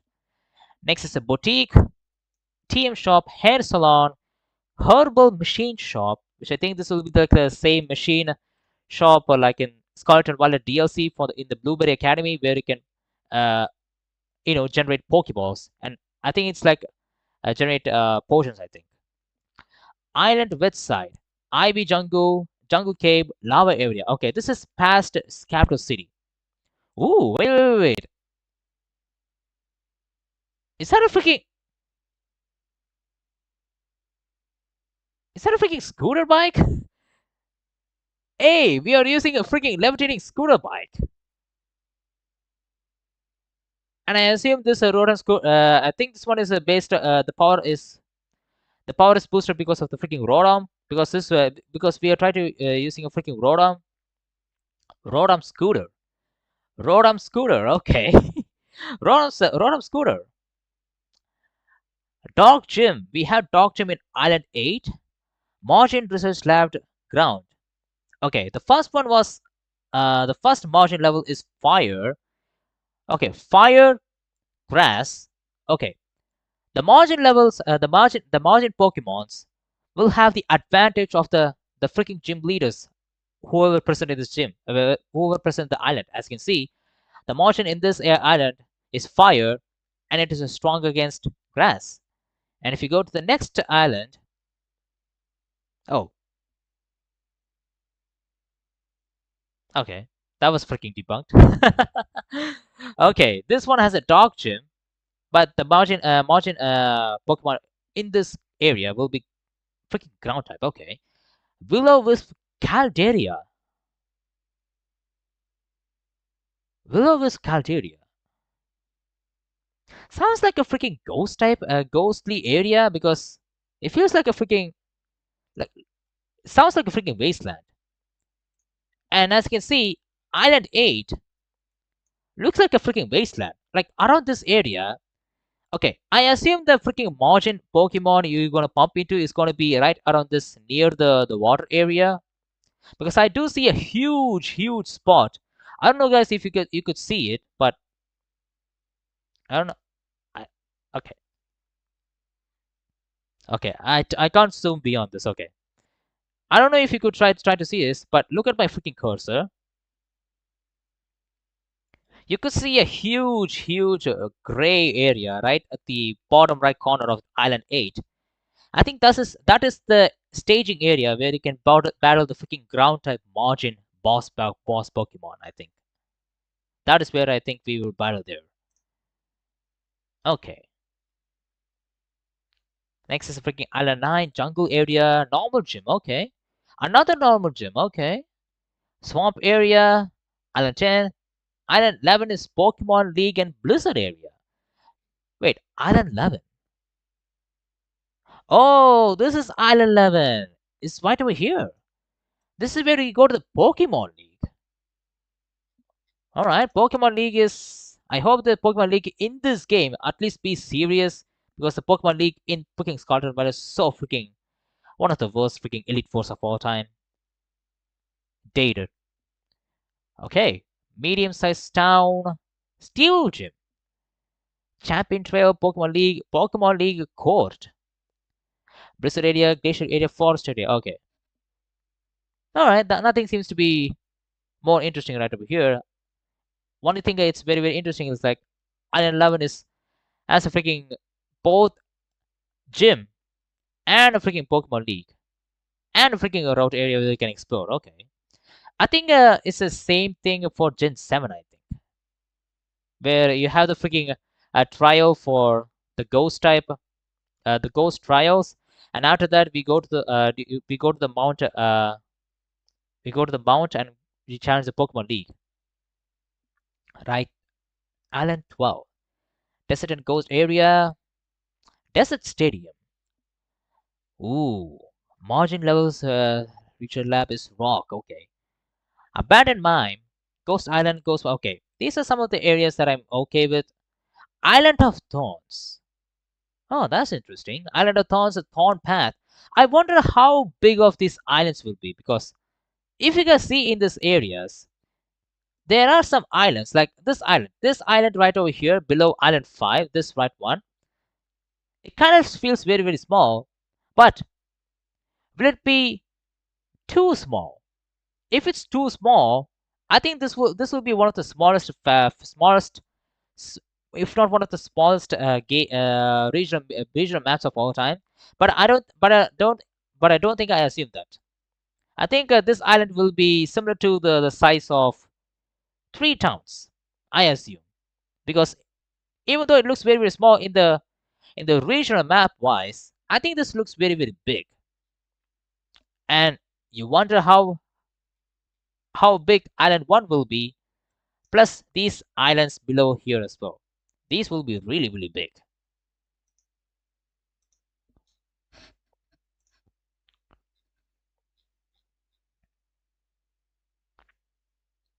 Ooh, wait. Ocean area, open ocean area, yes! Yes! Underwater area! Oh, is that a Luminion?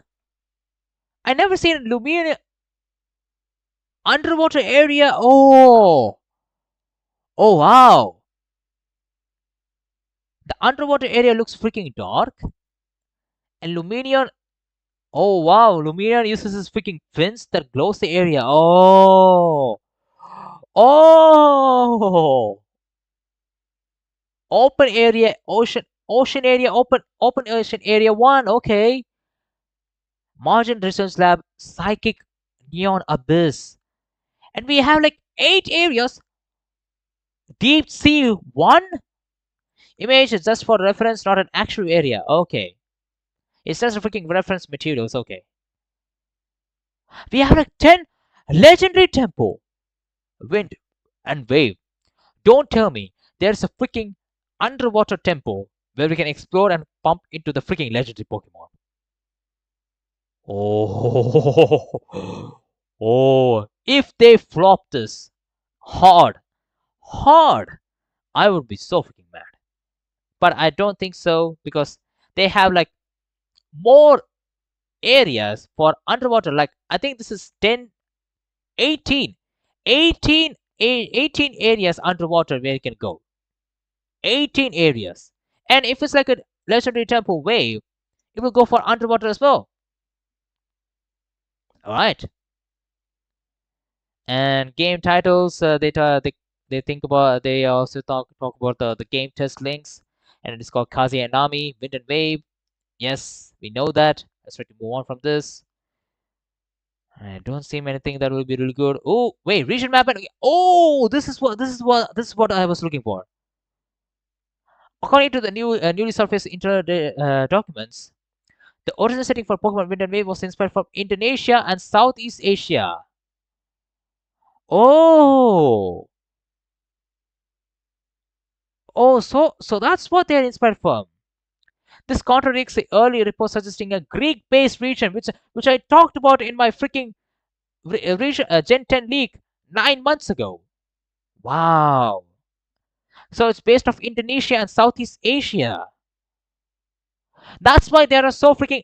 That's why there are freaking rice fields in islands. Oh, okay. But now since confirmed that Indonesia concept is an accurate one. Yeah, because in the islands there are some rice fields, and we don't have rice fields in freaking Greece. We don't have that. In Southeast Asia, have, because we do have rice fields in Indonesia.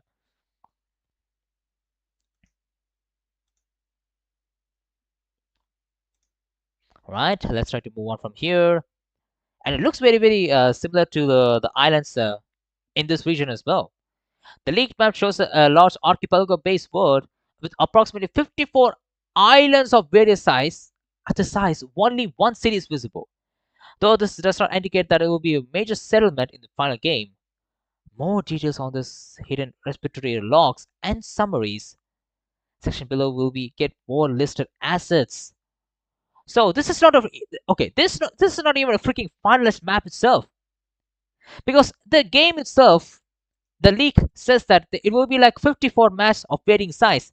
At this stage, only one city is visible, though it does not indicate that this will be like a only major maze element in the game, which means this is not a freaking finalized freaking original map. We have a freaking possibility that this might be really, really amazing exploration map if they did it nice. Okay, let's try to move on to the next one. Ooh, latest game map leaks. A new zip file has been surfaced containing images of game map models and models themselves. Some users have reconstructed the map that have been used as is making it possible to see all the islands that were present in the game, as well as to be underwater subzone as well. Wait. Let me just try to look into this. Okay, the island as you can see right here. Okay, this is a middle island, island 1. And I assume this is middle island, island 1. Wait. Okay, this is island 1, guys. This is island 1 in the middle. Island 1 is in the middle. And this is island 5. But there is a connecting path right over here. And there's also a connecting path between capital city and island, the other island, island 8, I think. There is also a connecting path under right over here, which I think this is like an underwater deep sea area, and also something right over here as well, right here, and also right over here as well, right around behind island 1. And I do think this one is like the deep sea area.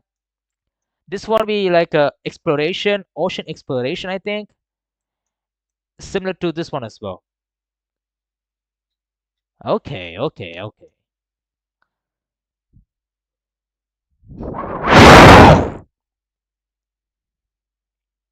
And we do see some high quality images right over here, which I think these are like underwater areas. Oh wow, I can't even think of anything like from this. I think these islands images, as you can see in the screen right now, they only indicate like there are underwater areas that is scattered all over the region, and I think these are the waves of those freaking underwater areas in each of the islands. And as you can see, these are the areas. Like this is the green one represent the freaking represent the freaking islands, and the other ones blues, the one with you see the freaking water currents underneath right here, right this one. Those are the freaking underwater areas, and there are so much. Ooh, wait. Pikachu. Okay, we will look into it later. Oh, this is the magic gimmick. Okay, let's see. Margin gimmick. A newly surfaced GIF shows a gameplay gimmick internally decoded as margin. Okay, margin is like a freaking a new gimmick, similar to like the Titan Pokemon in Gen 9. Okay, the gimmick appears to be linked to be the weather-based moves or effects. Though its exact mechanics remain unclear based on the available footage. There's still no confirmation about this game mechanic, or this shared video has surfaced. Taking everything with a grain of salt. I mean, I do see a freaking Pikachu.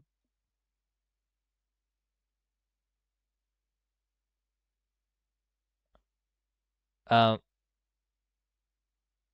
it looks like the freaking Pikachu is trying to is trying to change it to Chonkachu. It's trying to change it to freaking Chonkachu. I mean, it the margin effect is like changes the Pokemon's appearance, like the freaking size of the Pokemon. I don't even know, but it says that this affects the weather.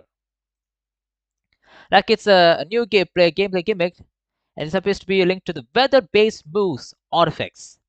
And what does move? What is a move that Pikachu can learn that has a weather-based move.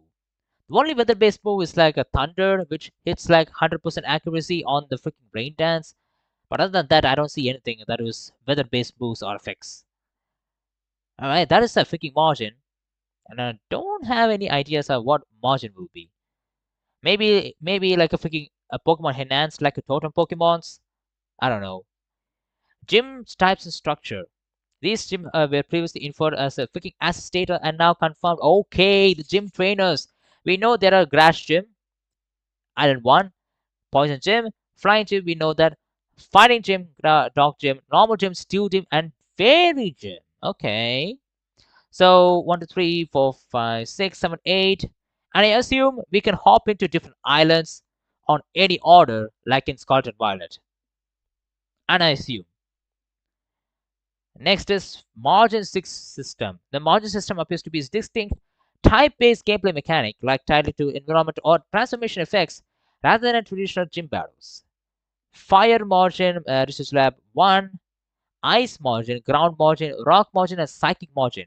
Ocean 1. Oh, so this is the area where we go first time in underwater, where we will pump into our first ever underwater encounter. I think so. A ghost type margin access is also present in the access list, but no mention of in the map of a ghost margin research lab.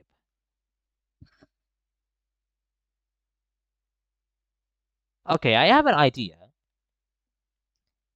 The ghost type margin might be the legendary Pokemon because this margin ghost type margin might because we don't have any information about the legendary Pokemon. That's pretty convincing, right? We don't have any information about the legendary Pokemon, and this might be the ghost type margin would be one of the two legendary Pokemons, the box art legendaries. Might be a possibility. And what the hell is this? Nushi? Titan and bosses. Nushi is not a new concept in Scarlet and Violet. It was set into initial codename for Titans. The large. Oh, wait. In Gaia, Nushi related references appear to be in the assets. These types were not in the Titans. Were not Titans in Scarlet and Violet, and are newly associated with Nushi. Wait, does this indicate like we are gonna have Titans again in this game in this generation? Okay. Big Nushi. And 3, Electric Nushi, Ghost Nushi, Water Nushi, and Dragon Nushi. Oh, okay. Forget the freaking, scrap the freaking Ghost type margin. That might be a legendary Pokemon. I think they swapped the freaking Ghost type margin to Ghost Nushi. I think so. Yeah. These locations are tentative based on the map details. Just our guess on where they be located. Okay. I see. We don't have any locations, location based. And Dragon Nushi is a legendary.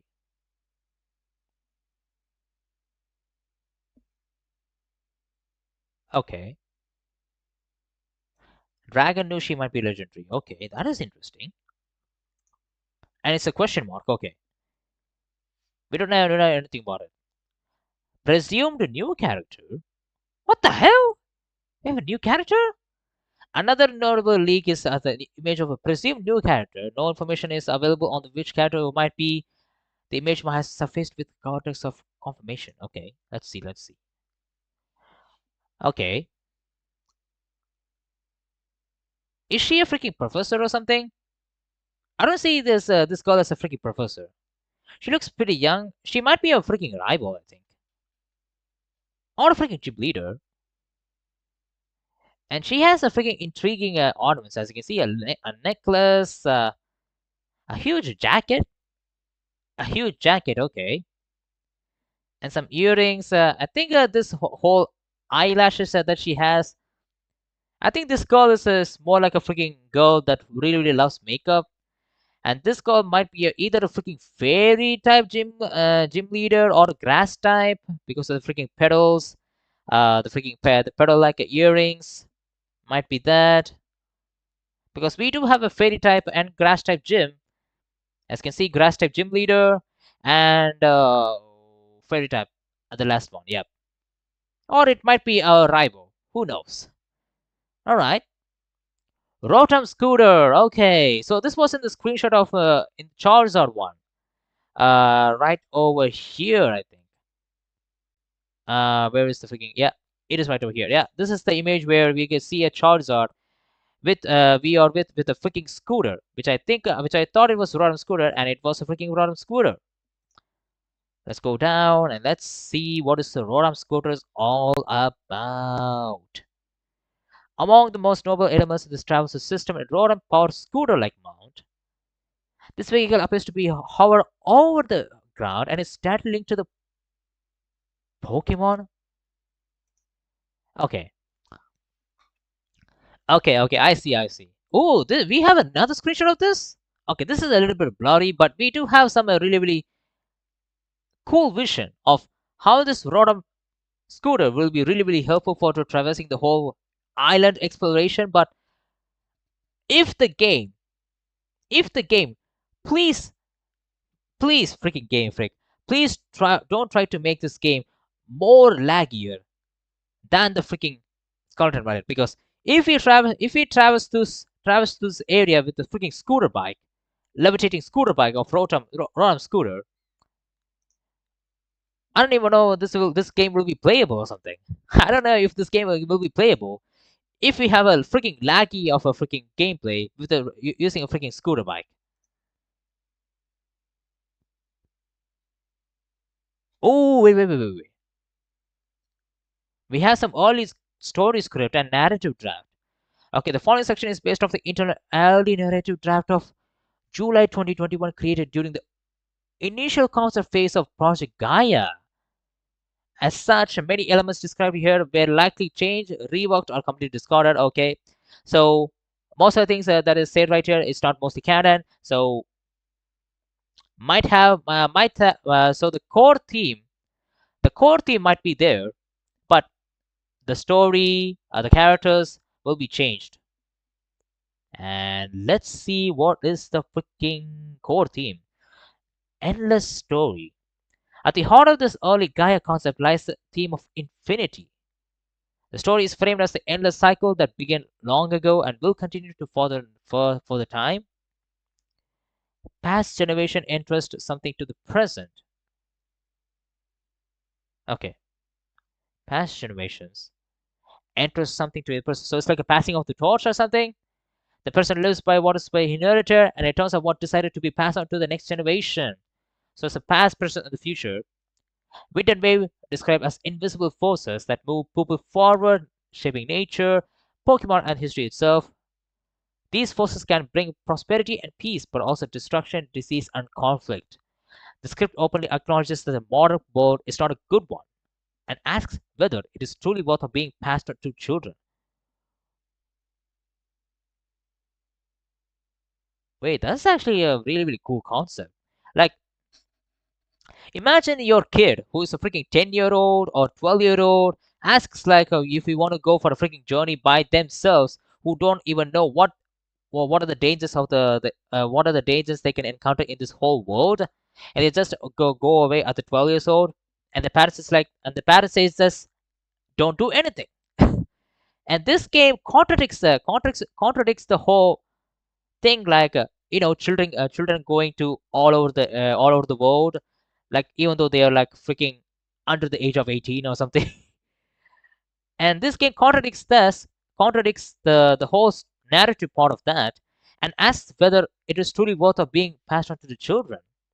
Survival is present not just a freaking gameplay concept, but as a message, preparing the next generation to endure and harsh and unstable. Oh, okay,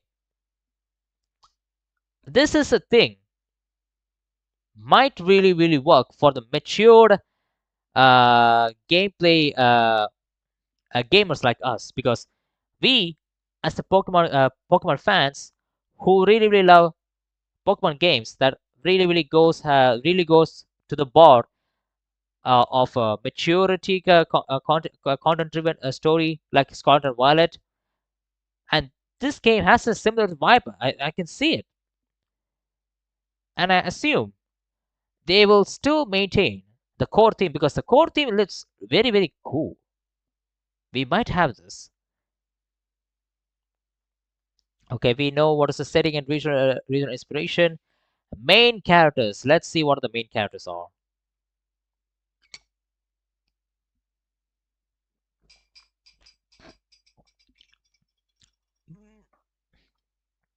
Okay. The protagonist is a 30-year-old child living in the large metropolis city by Kuala Lumpur. Okay, we are in Malaysia. Wait, I also see the resemblance of the freaking Malaysia as well. Now I think about it. The story deliberately avoids the traditional rural starting point, opting instead of beginning in modern city to create contrast. The protagonist who travels with their mother, a working parent who wins a long time vacation through a lottery, and a baby sibling who serves as a freaking symbolic representation of the future generation. By the end of the story, the baby learns to walk and speak, reinforcing the theme of growth. Oh wow, this game has a really, really intriguing storyline, man. Because this is the first time the Pokemon acknowledged a human baby.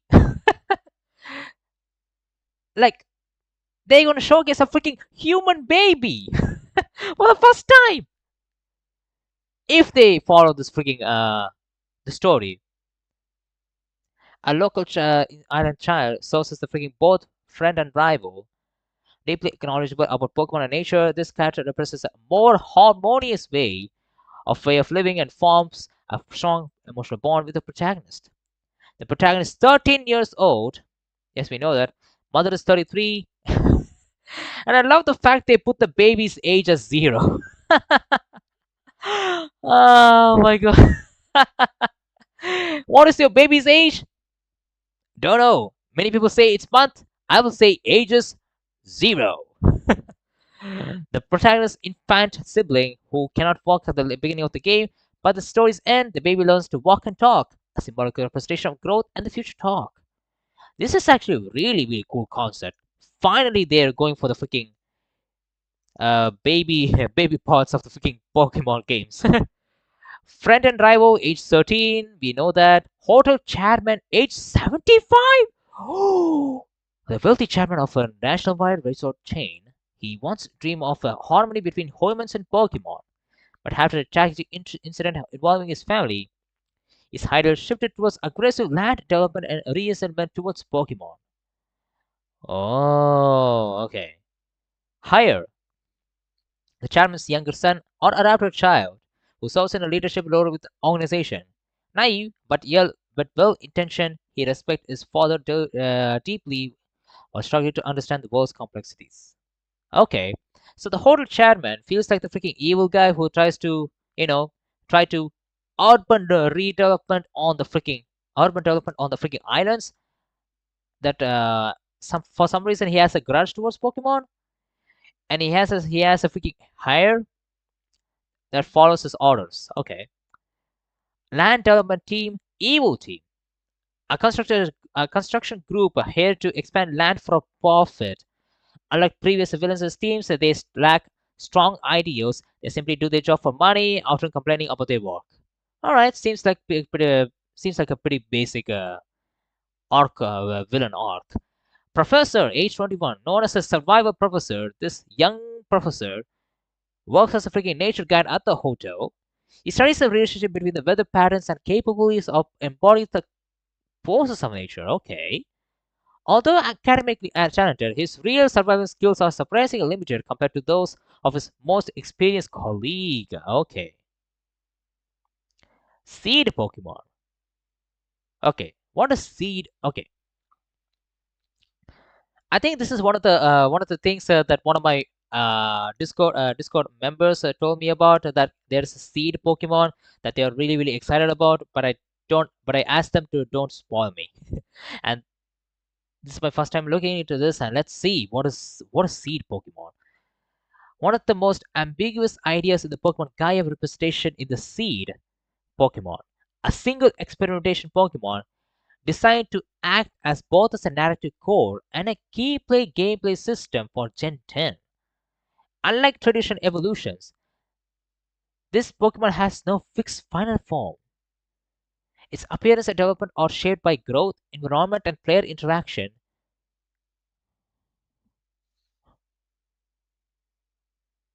Wait, this Pokemon changes its appearance based on the freaking type of interaction you have with that Pokemon? The presentation explicitly cites Spore as inspiration, though interpreted through Pokemon's emphasis on emotional bonding rather than pure simulation. Okay, so this game brings back the freaking emotional bonding that we have that we had in Gen 7 and Gen 8. Yes, we had that in Gen 9, but we can't even see that except for the freaking picnic area. According to the legend, it only begins to evolve when brought near to the islands inhabited by storm and wave legendary Pokemon, with its final form determined by how it's raised and guided. Okay. Oh, okay. Crucially, I'm so sorry. I just yawned a little bit. Crucially, the seed Pokemon is not just a creature, but a system. Yeah, it feels like a freaking system where you can, you know, create your own final form of a Pokemon that you carry yourself all the way. It's just a freaking normal evolution, but you can choose your final evolution. That is a very, very new system. Producing, shaping islands, environments, and ecosystems. It also functions as a progressive gate, unlocking access to key locations, including legendary islands. If retained, this system would represent one of the most radical departures from traditional Pokemon evolution, reinforcing Gaia's themes of growth, harmony, and interconnected relationship between Pokemon, humans, and nature. Okay. Okay. I feel like this is a really, really good, like a really, really ambiguous, I mean, ambition. I could see that. I see the ambition, but I don't see this is a really good mechanic for the future of the Pokemon. I don't see that. Yes, it feels very interesting, but this looks like a very, very specific kind of evolution method where it can very, very only look into in this region, because those are the things where, because I think this seed Pokemon is only available, I think will be available in this region, not in the future, not in the future fan games, not in the future games of Pokemon. We will see this, not in any of the games. We will only see this in the freaking in this freaking game. And yes, I don't think it's a really, really a good gimmick to move forward, that will be really, really good for the next generation. I think this will be like a very, very exclusive thing that will be only really available for Gen 10. If this one is true. All right, next is box legendaries. Finally, this is our last things, I think. All right, these are the old things that I don't even want to look into it, because these are some of the old picks that I don't really want to care about, because the only things that I care about is the new things. Box legendaries. The script clearly defines two package Pokemons, one for each version: Storm and Wind Pokemon. An elderly guardian figure residing on the isolated storm covered island. It guides human and Pokemon through the power of wind and accepts only those. Am I switching over to I'm switching to over to mobile? Okay. Okay, you're switching to mobile. Okay. Storm and Wind Pokemon. Okay. An elder guardian figure residing on the isolated storm covered island. So it's like freaking Zeus or something? It guides humans and Pokemon through the power of wind and accepts only those who have properly raised the seed Pokemon. Okay, seems like these legendary Pokemons really, really allow to alter the final evolutions of each and every single Pokemons. like the alter the final evolutions. Hmm. Wave and water legendary, a counterpart of elder figure living on the remote island surrounded by powerful seas. It embodies balance and guidance through the force of waves and similarly judges the worthiness of the player. These legendaries are not portrayed as traditional villains or mandatory bosses. Instead, they act as moral and narrative gatekeepers, embodying the invisible forces that connect humans, Pokemon, and nature. Okay, so this water legendary Pokemon really loves to judges the worthiness of the player, and the Storm Wind legendary Pokemon really loves you if you properly take care of the Seed Pokemon. All right. I see kind of like a coexisting thing where if you're really good of a freaking good if you're really good of racing the freaking seed Pokemon, the wind legendary Pokemon might join you, and the water legendary Pokemon will join you as well. All right, capturing or confronting them is not strictly required to reach an ending. Capturing and confronting them is not strictly required, okay, but it's necessary to achieve the true ending, reinforcing the game's non-linear structure. Okay. Okay. Okay, since this is a freaking Storm Wind legendary Pokemon, it might be a freaking flying electric type because Wind is like a flying one, Storm is like an electric one. It might not be a freaking flying type at all. It might be a freaking ground electric type or ground flying type, something like that. Wave water type immediately is a freaking water type. It's a okay. The first one is a freaking flying type. This one is a water type, and I don't know what is the. It embodies balance and guidance. Okay, it might be psychic water type, and this might be I don't know flying flying dark type or something because the storm clouds is mostly like a dark clouds. Might be that because the dark flying psychic water overlaps with the psychic and dark. I think about that. It might be like that. Huh. All right. And these are the things that are mostly very useless because these are the things you can only the gameplay structure that I already talked about very early in the game, very early in the stream. Other than this, the only things that I really care about is the freaking uh is the freaking map region, like the underwater area. The underwater area is the only thing that I'm really excited about Gen 10 because underwater exploration is really coming back, and I hope they really did something really good for the underwater exploration because if the underwater exploration is very freaking stale like in the like in the overworlds of Scarlet Violet, I will be so freaking pissed. Not only me, many people will be pissed because many people are really excited for the freaking the type of underwater exploration what we're gonna get in Gen 10. It's based out of freaking Southeast Asia. That's now I see that. Okay, now I freaking see that. And most of it is covering freaking Malaysia and Singapore.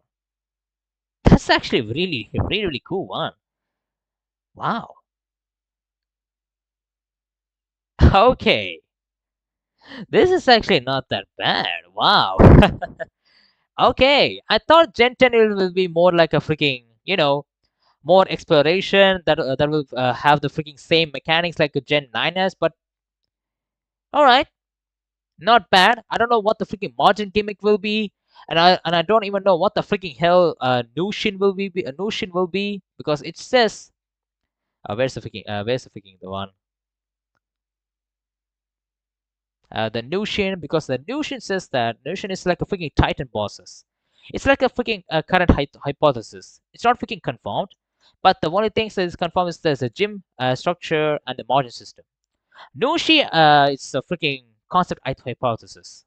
Might be. All right.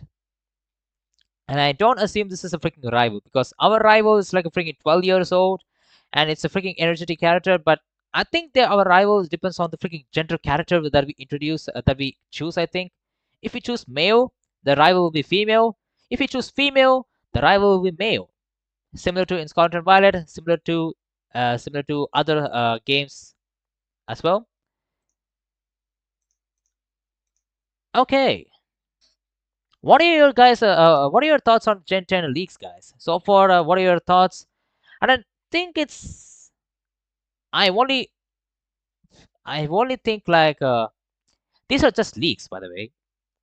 And most of the things, I got really excited for the freaking Legends ZA just because of the freaking leaks, and I got a little bit disappointed because some of the Pokemon evolutions look very goofy, like the freaking Stormy. And right now, I freaking love Stormy, like the freaking Mega Evolution of a freaking Stormy. If you really ask me, I would say top five go to Mega Evolutions.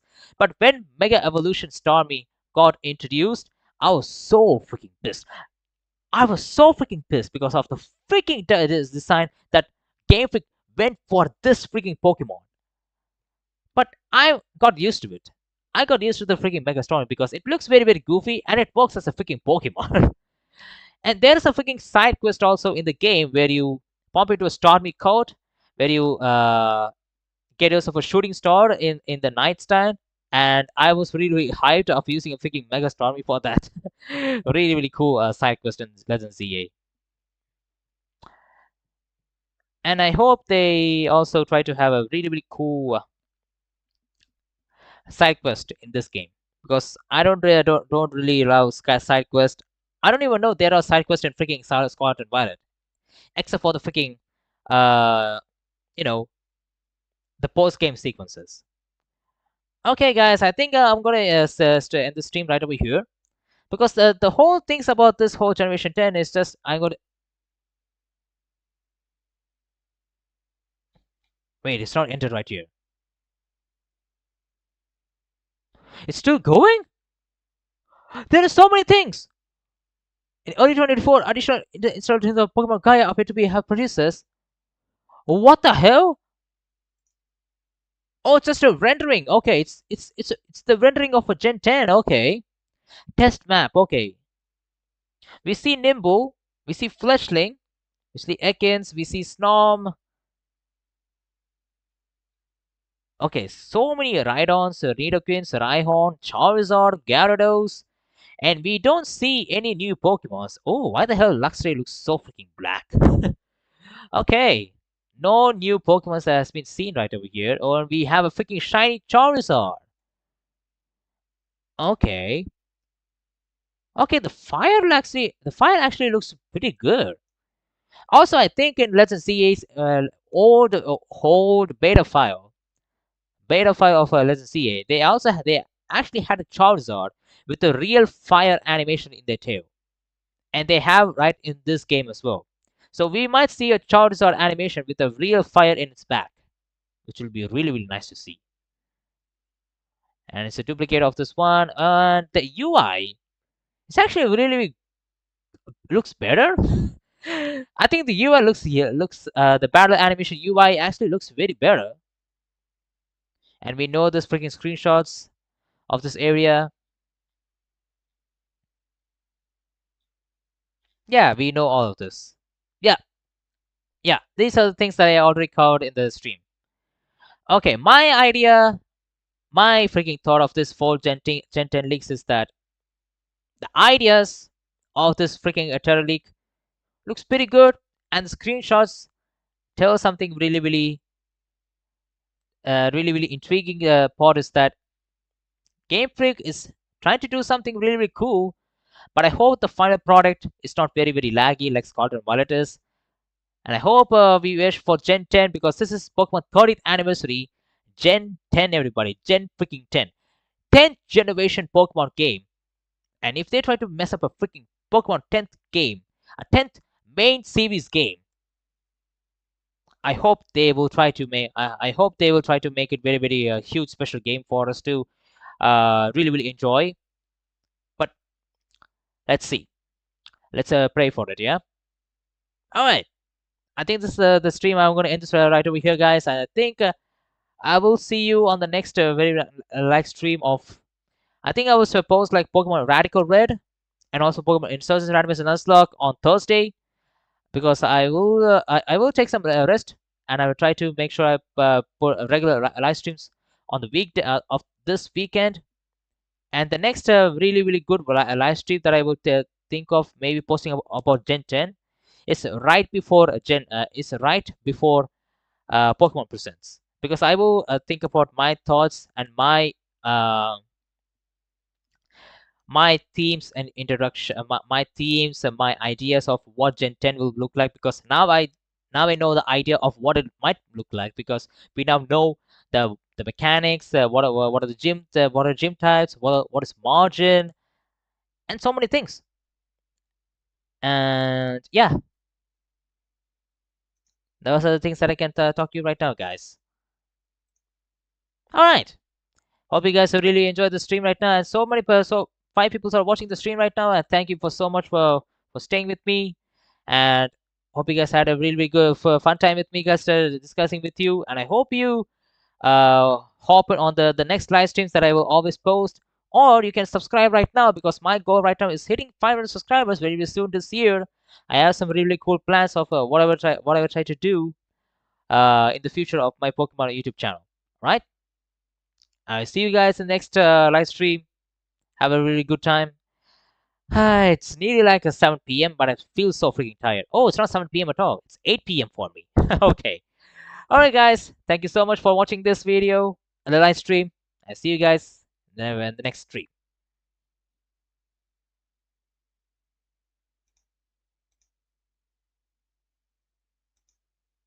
Oh, bot dude. Okay. Wait. Bot dude. Okay. Okay, guys. Before I end the stream,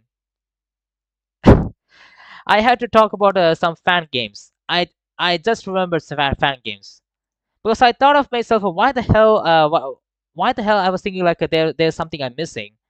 But turns out I was okay. One of my viewers, Bot Dude, asked me before the start of the stream. Told me like he asked me like what are the new fan games that I have to play, and I told him like I will tell you in the freaking live stream of what are the fan games that I will play, and if it finds very interesting for you, you can also play it as well. So right now, I will look into the freaking fan games that I want to play.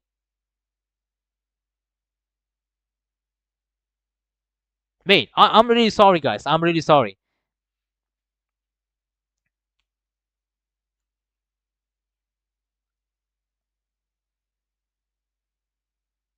Wait. Okay. I'm sorry. I was looking into I was looking into the chat of my YouTube, and it looks so freaking weird.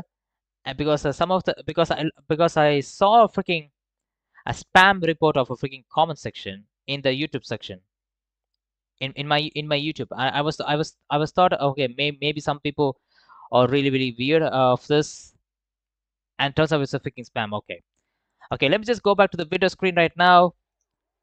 And this is the Twitter handle of Pokemon Fan Game News. This is where they always post Pokemon Fan Game News of whatever new Pokemon fan games they release.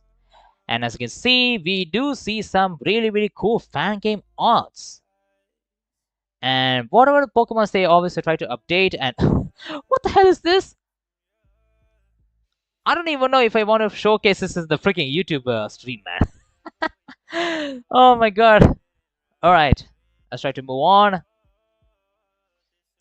Pokemon Dark Knight features custom region story based on Gotham. A Pokemon with a 227 hand selected. Okay. We have freaking Batman Bruce Wayne. Oh my god, this is actually really freaking dumb. Okay, let's try to move on each and every single area, and let's see which Pokemon fan game that might be really good.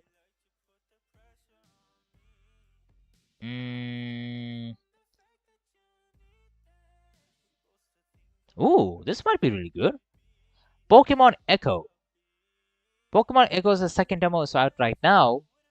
Chapter 1 and 2, 4 gyms, 160 Pokemon, a ton of custom graphics, focuses on Double Sparrow, Mega Evolution, Shiny Pokemon back, side content, alright, so much more, okay. And the game looks pretty good. This appears to be the NPC, okay. This looks like a pretty good game. And there are some custom animation sprites as well. Yo, I forgot Batman. I think okay, let's look into let's look into this game's website.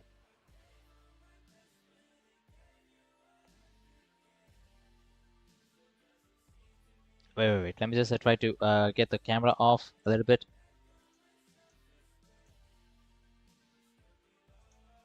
There we go. Pokemon Echo. Welcome to the official page of Pokemon Echo.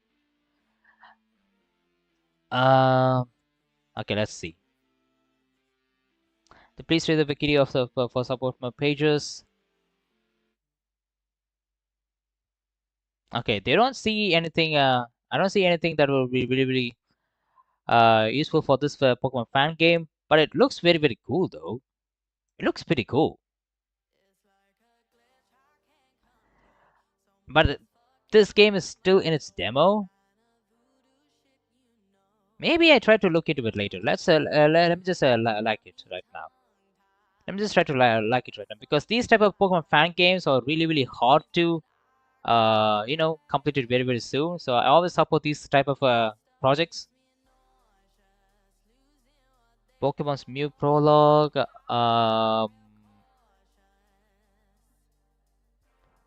Pokemon Renegade Platinum is streamlined game to modify story. The extended Renegade Platinum modifications, following Pokemon design for Nuzlocke and more. Okay. So this is like a fantasized version of Pokemon Renegade Platinum. Okay.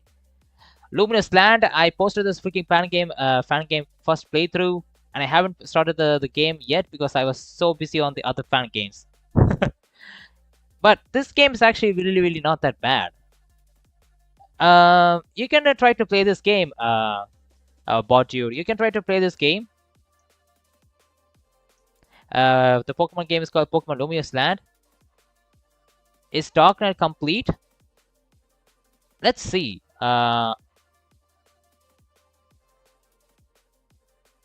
It's in EV Expo. Let's see.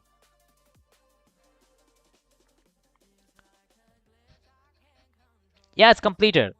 Project status is completed. So this Pokemon game is completed.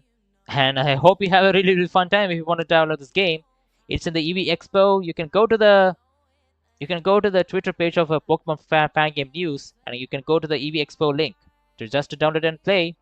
And I think you will also allow to enjoy the fan game of this one as well, Pokemon Luminous Land. They actually have a really cool Pokemon Fakemons. Actually, really good, really good Fakemons.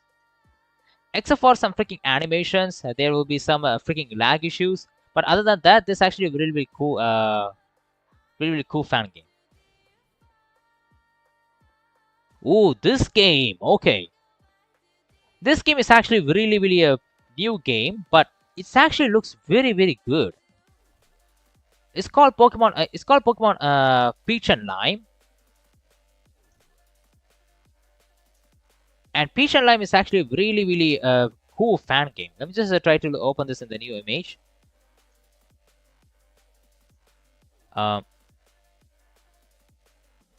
Yeah, as you can see, there are some really cool images. You can see some Fakemons. As you can see, we have some really new Fakemons. But the thing is, this game is really popular right now because this game is actually really hitting really good. I have the week for tomorrow. Definitely gonna play Dark Knight. Definitely gonna play Dark Knight and Luminous Land. I have the week of tomorrow too. I mean next week. Okay.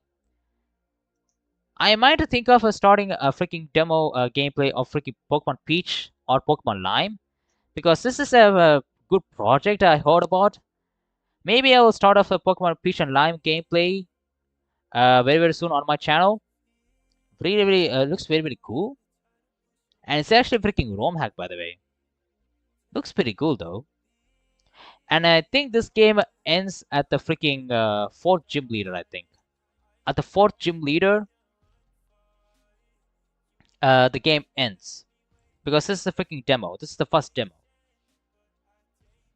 Alright, I think I have some new fan game in my list that I have to take about.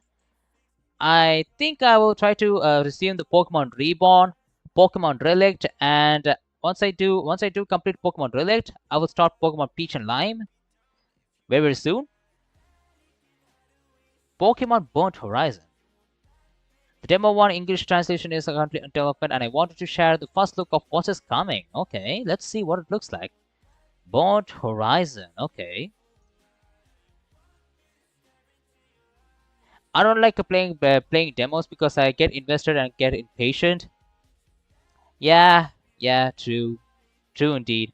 Oh, if you don't want to get impatient, I might try to you know, let me just try to give you some cool fan games that is a completed fan games. If you go to the EV Expo site, you can actually see some completed fan games. And as you can see, Lumiose Land is completed as well. Lumiose Land is completed. There are some really cool fan games that are completed. And I think I will recommend you to play Pokemon Kaisho because I completed Pokemon Kaisho. I do have some gameplay records of Pokemon Kaisho in my YouTube channel. If you go to my YouTube channel, I have some really good playthroughs of my Pokemon Kaisho. I think the first episode when I posted, I think it's one of the most number of views for a freaking Pokemon fan playthrough that I ever posted. it is right now at 1.1k views. Really good. It was a huge hit for me, and this is a really cool and a hard fan game as well. This is a really good game if you want to go. And Pokemon Infinity, Pokemon Awakening is actually really good as well because wait, what the hell?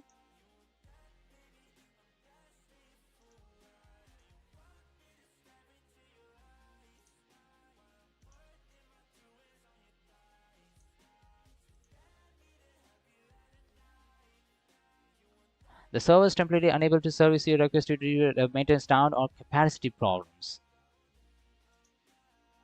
Oh, so it's because of the server error. Okay. It's because of the server error. Okay.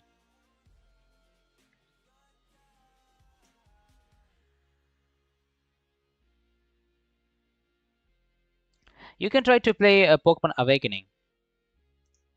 Oh, now it's working. Okay, let's try to go inside. Oh, okay. Some of the fan games that I try to open, it's not opening.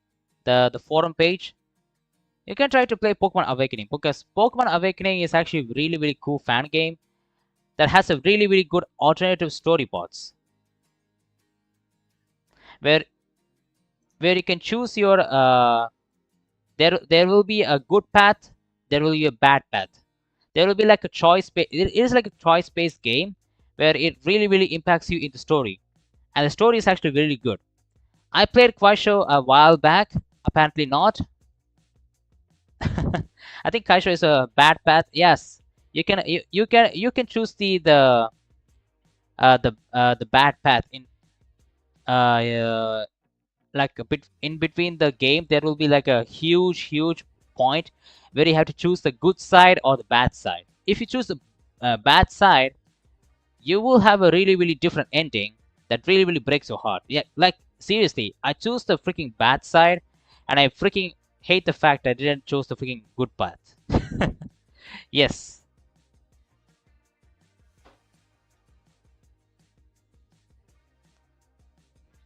And if you want to play Pokemon Infinity, you can try to play Pokemon Infinity as well. Infinity is actually a really good game. And I didn't even try to complete Pokemon Infinity because I was really busy on my college time. And other than this, I can try to give you the Pokemon. What is the Pokemon game that I was looking for? Pokemon Soul, I think. Pokemon Soul. Oh, not Solio. Pokemon Soul fan game. Pokemon Soul fan game is actually. Oh, it's still not completed? Okay. This game it still says it's released, but it says it still says it's in demo. It still says it's in beta, but the full main story is completed. You can play the whole game with the whole new freaking you know the full main story is completed, but only the post game story is not yet completed. And as you can see, there are also trailers for this fan game. Let me just try to play uh, the trailer for you. It's actually a really, really cool trailer.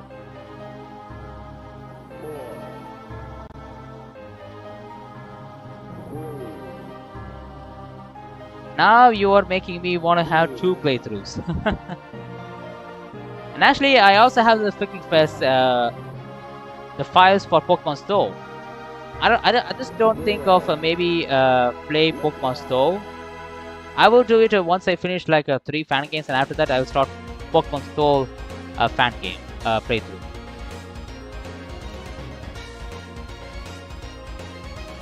And this is like the exploration area where you go to deep space and explore different areas. And as you can see, we are in different areas that looks pretty weird. There's so many things that you can explore in this game, and I got pretty excited for, especially for this. It looks pretty amazing, to be honest.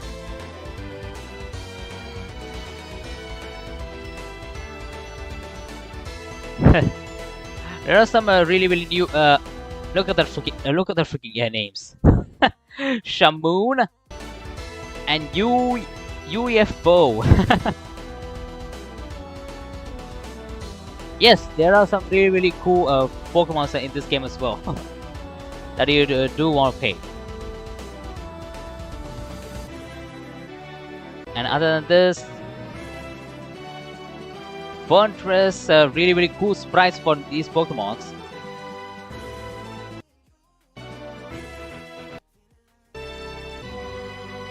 Yeah, that is one of the things that I really love about this game. Really cool art designs. 136 brand new custom Pokemons, in addition to 250 returning Pokemons from all generations.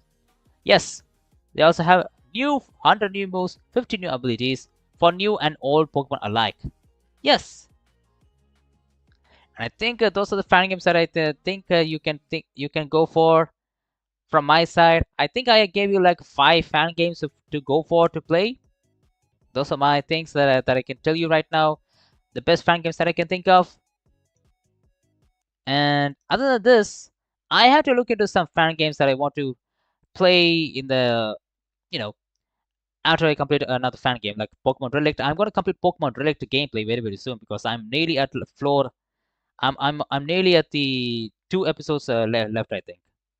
And after that, I will try to think of start Pokemon Peach and Lime. Maybe continue Pokemon Luminous Land, but I definitely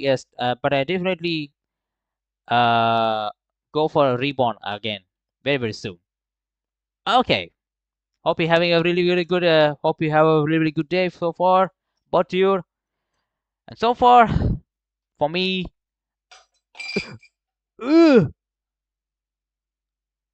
I nearly broke my freaking glass.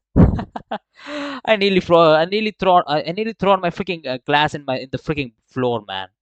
I nearly would have I nearly got my freaking glass broken. Okay, I hope you have a really I hope you had a really good time on the stream. I hope we have I hope you can start the fan games that I just mentioned. If you find the fan games that you find really good, especially I think you will download the freaking Batman game. I would really I would really see that from you. Yes. I see you in the next live stream, which I think I will start it on Thursday on Insurgent Randomness and Nuzlocke. Yeah. I see you in the next live stream. Everybody who's watching the stream right now, thank you so much for who is watching still right now. And I see you in the next live stream on Thursday on Pokemon Insurgent Randomness and Nuzlocke, who is watching the stream right now. And yeah. I will see you on the next live stream, and I will talk about my future of what I will do as a Pokemon tuber once I get the 500 subscribers sub. I will tell you whatever the things that I will try to do. I have some really cool ideas once I get this 500 subscriber mark. And thank you so much for the whole support for the guys watching the stream right now. And I see you guys very, very soon on the next live stream.